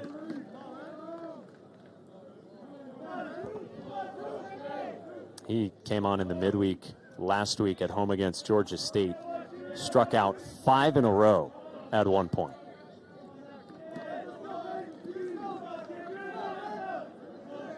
Two. And Jimenez spits on it. Full count.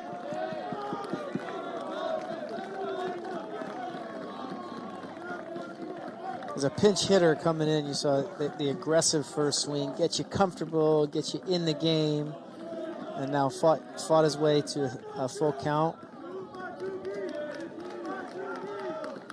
Baldelli on deck. Clayton deals. Hit on a line into the gap in left center. Cunningham scores, and the pinch hitter Jimenez comes through. Comes through in a big way, and you just merry-go-round. So now you got another first and third situation, less than 2 outs. Just chipping away.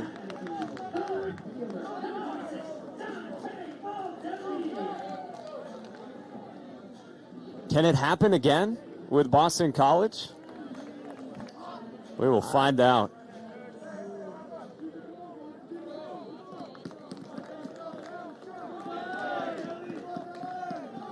If you're Clemson, you feel good. You do have one of your best bullpen arms, Clayton, on.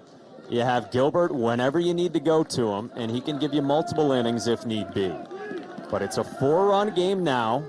BC has 5 outs left with which to work, and Baldelli swings through strike 1. Maybe a little over-aggressive right there. Baldelli trying to do a little bit too much.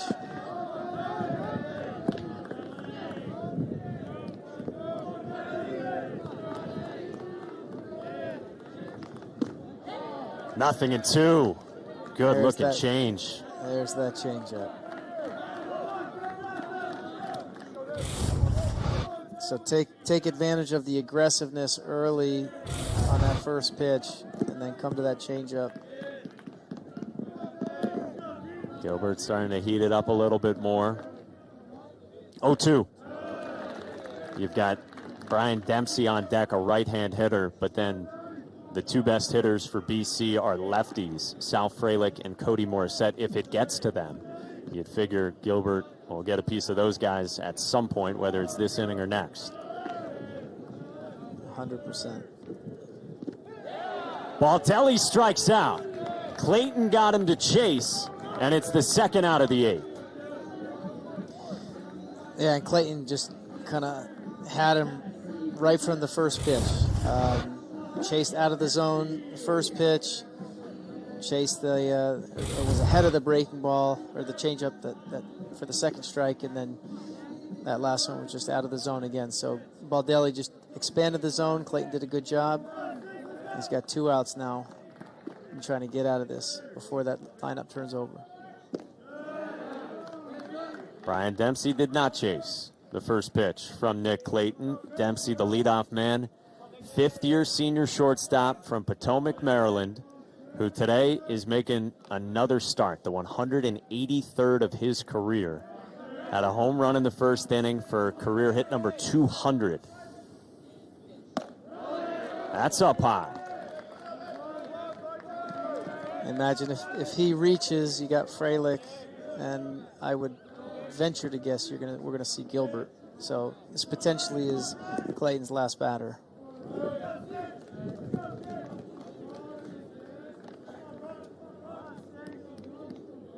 Clayton's 2-0.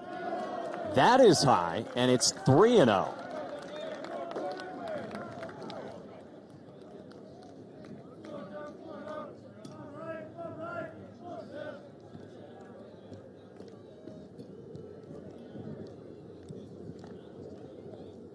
Andrew C. is coming out, and he will chat with Nick Clayton, and maybe it also potentially gives Gilbert a little more time, because if you're Gilbert right now, you're wondering these last few batters, I mean, how hard are you throwing effort-wise to get hot when you might not be needed till the 9th?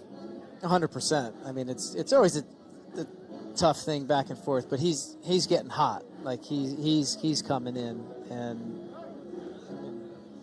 the way that Coach Lee talks about Gilbert and Clayton, of course, but more so Gilbert.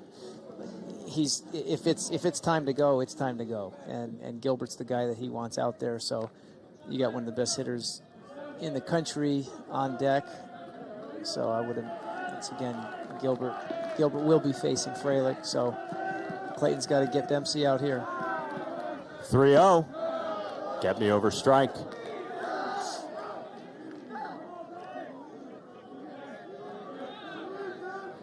It's been wacky, it's been wild, but we've arrived here in the bottom of the 8th inning with one of the best players in the country on deck, one of the best relievers in the country looming.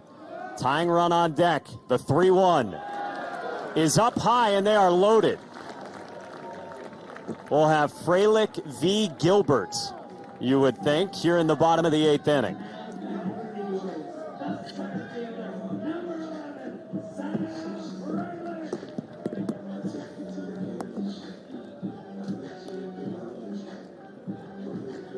The bullpen door starts to crack open. Frelick expecting the change. Hackenberg makes the stroll. And so far, no movement. There it is. All right. As dramatic as a pitching change as you will see. Frelick with BC down 4. Gilbert coming on for the Tigers. When sports were shut down in March of last year and in April of last year, we yearned for moments like this. That is Sal Frelick, one of the very best college baseball players in the country. And that is Jeffrey Gilbert, the best bullpen arm for the Clemson Tigers, proud owner of a 1.06 ERA, and 20-plus strikeouts against 2 walks in 17 innings of work this year.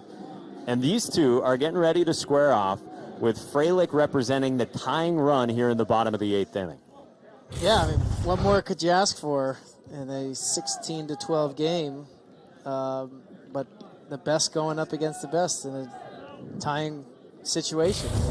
This is BC at their best in comeback situations, and they got their guy up here. So settle down, strap in, and here we go. Lefty on lefty, loaded up with 2 outs in the 8th. And it's ball 1.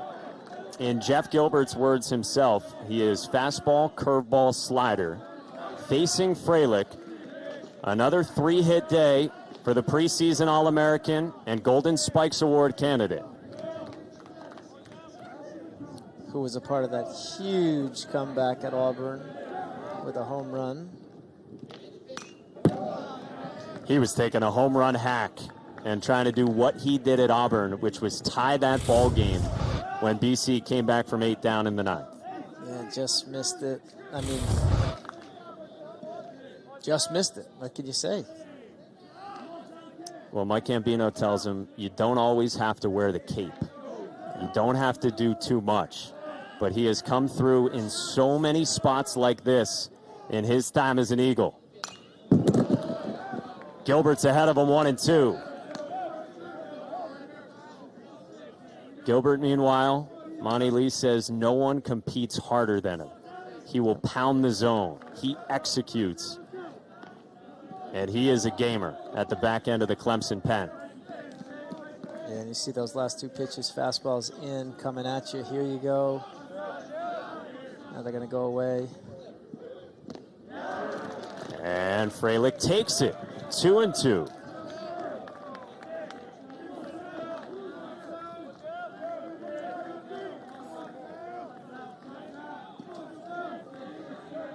BC refers to him as that kid.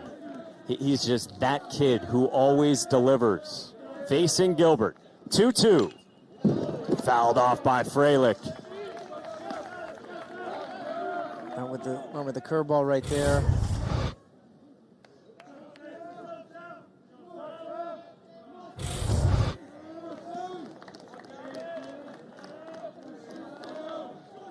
Leary at third, Jimenez at second, Dempsey at first.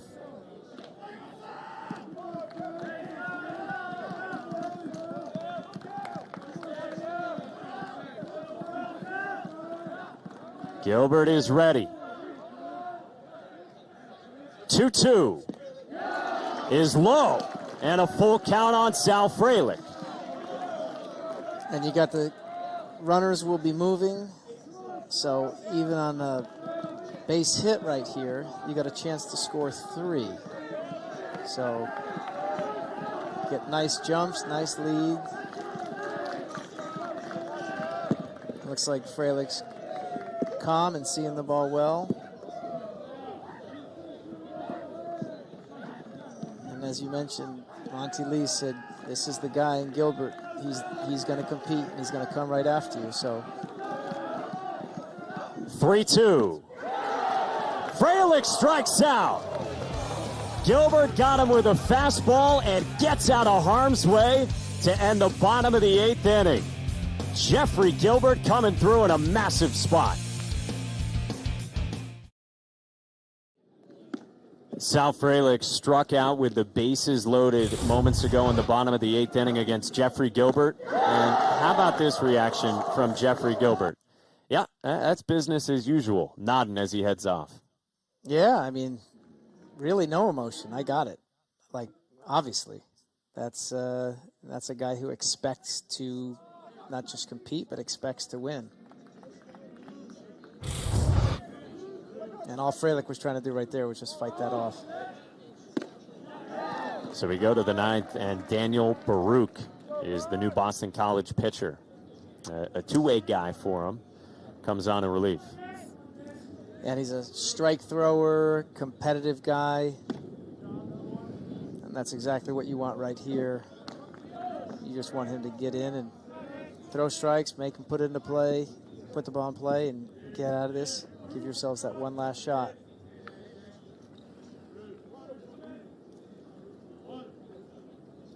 Facing Bryce Teodosio, 7-8-9 for Clemson. After Boston College got 2 in the bottom of the 8th inning.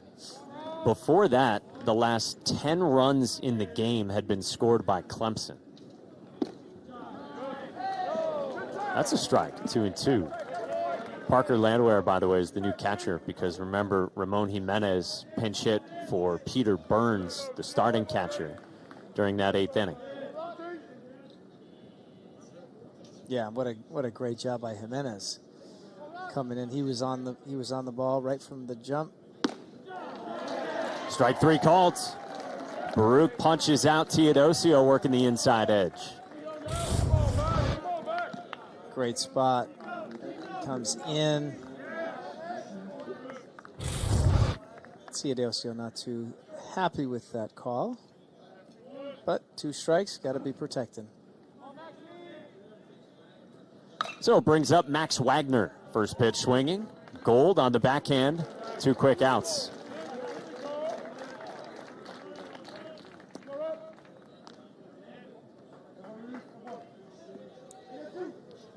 Each team has left 11 guys on base, so there hasn't been a shortage of base runners.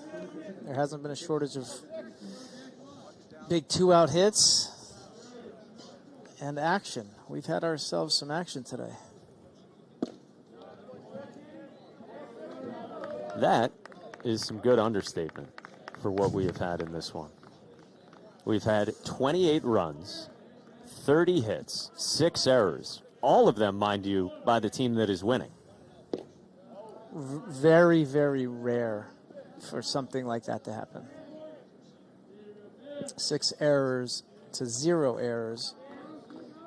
You usually have those scores be flip-flopped.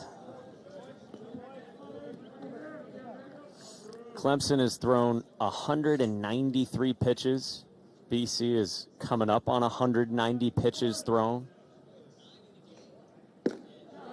That is 188 from Baruch. We assure you you're keeping track of that number at home. It has been quite a night here in Brighton, Mass. That's called a strike on Elijah Henderson. He politely did not think so. Yeah, very politely. The payoff. Fouled off himself. And Henderson's had himself a really nice day getting on base. A couple hits, hit by pitch, and a walk on base 4 times.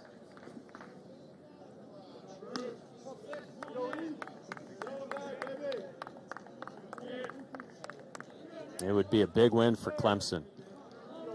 Entered the weekend 3-6 in ACC action, tied with BC for 4th in the Atlantic. Baruch's 3-2. Strike 3 called. Back-to-back Ks, or rather 2 Ks to bookend a 1-2-3 9th inning. Henderson didn't think so. We will go to the bottom of the 9th. BC down 4 to Clemson. A punchy for Elijah Henderson against Daniel Baruch, who struck out 2 in that top of the 9th. Henderson didn't quite think so. He didn't think so on 2 pitches, so if you're Henderson, you kind of go hang with him right there. But we go to the bottom of the 9th. Clemson leads Boston College 16-12. And Jeffrey Gilbert starts Cody Morissette with strike 1. So BC does have 3, 4, and 5 here.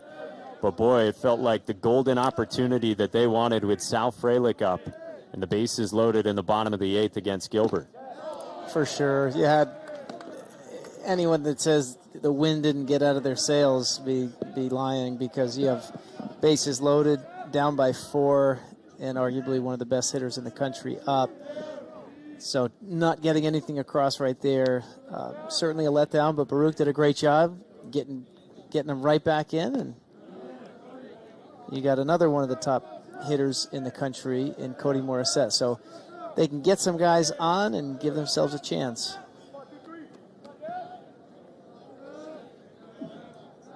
Morissette's first game back from the fractured knuckles on his glove hand, his left hand, and he fouls that off. It's a good slider right there by Gilbert. And a nice piece just fighting that off.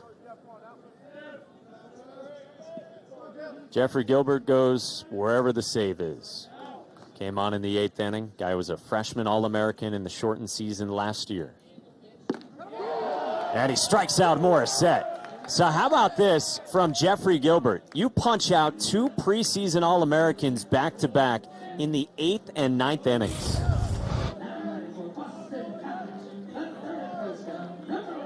That's a good pitch. Morissette didn't like it, but I mean, once again, too close to take with 2 strikes, and he just hit a spot.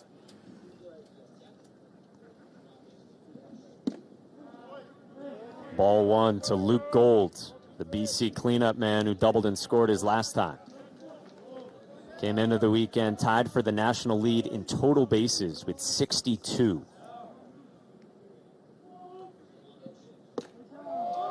There's a strike with a fastball. By the way, we will get you to Durham, to Georgia Tech Duke, when this thing wraps up. Don't worry, you haven't missed as much as you might have thought. They had lighting issues at the DBAP, and so I believe it was about a 20-minute delay that they had, so they're not as deep into the ball game as you might have thought.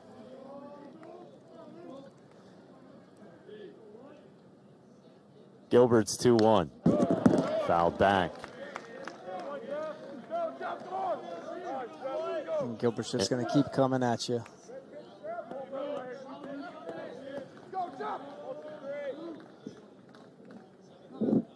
Gold trying to size him up and start a rally with BC down 4 to Clemson.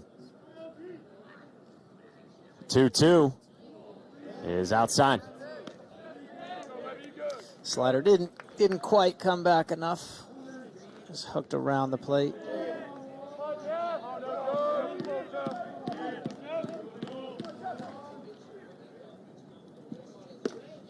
That's outside. Gold is on, and BC has a man aboard in the 9th inning. And you see Gilbert's reaction, not too happy about that last pitch. Just got away from him.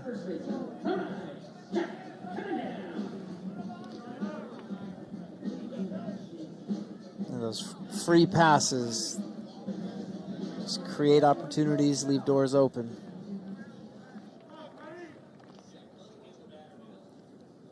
Left on left, Jack Cunningham takes strike 1. Fifth-year senior first baseman from Virginia. Yeah.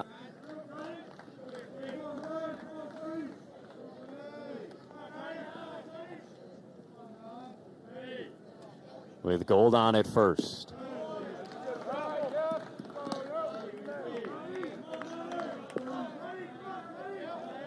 This Clemson team trying to make it 5 wins in the last 6 games now.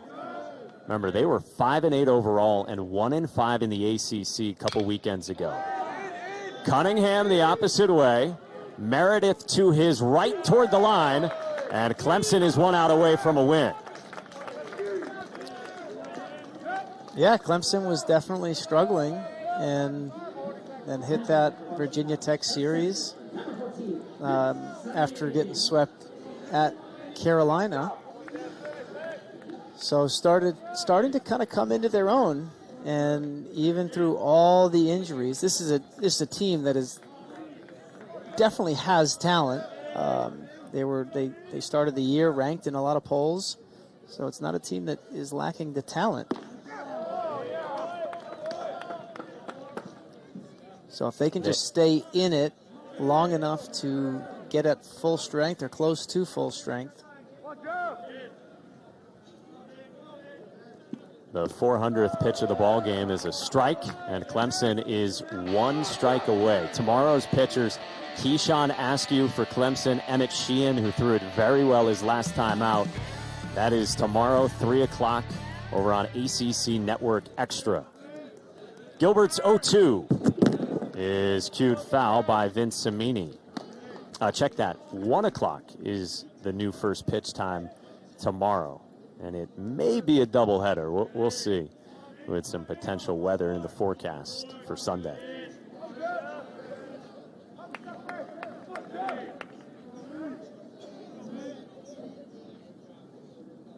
Jeffrey Gilbert's 0-2. Beautiful breaking ball to win it for Clemson. A comeback win for the Tigers in which they scored 7 runs in the 7th inning, and they take down Boston College 16-12, Adam. What a game. I mean, it was a back-and-forth battle.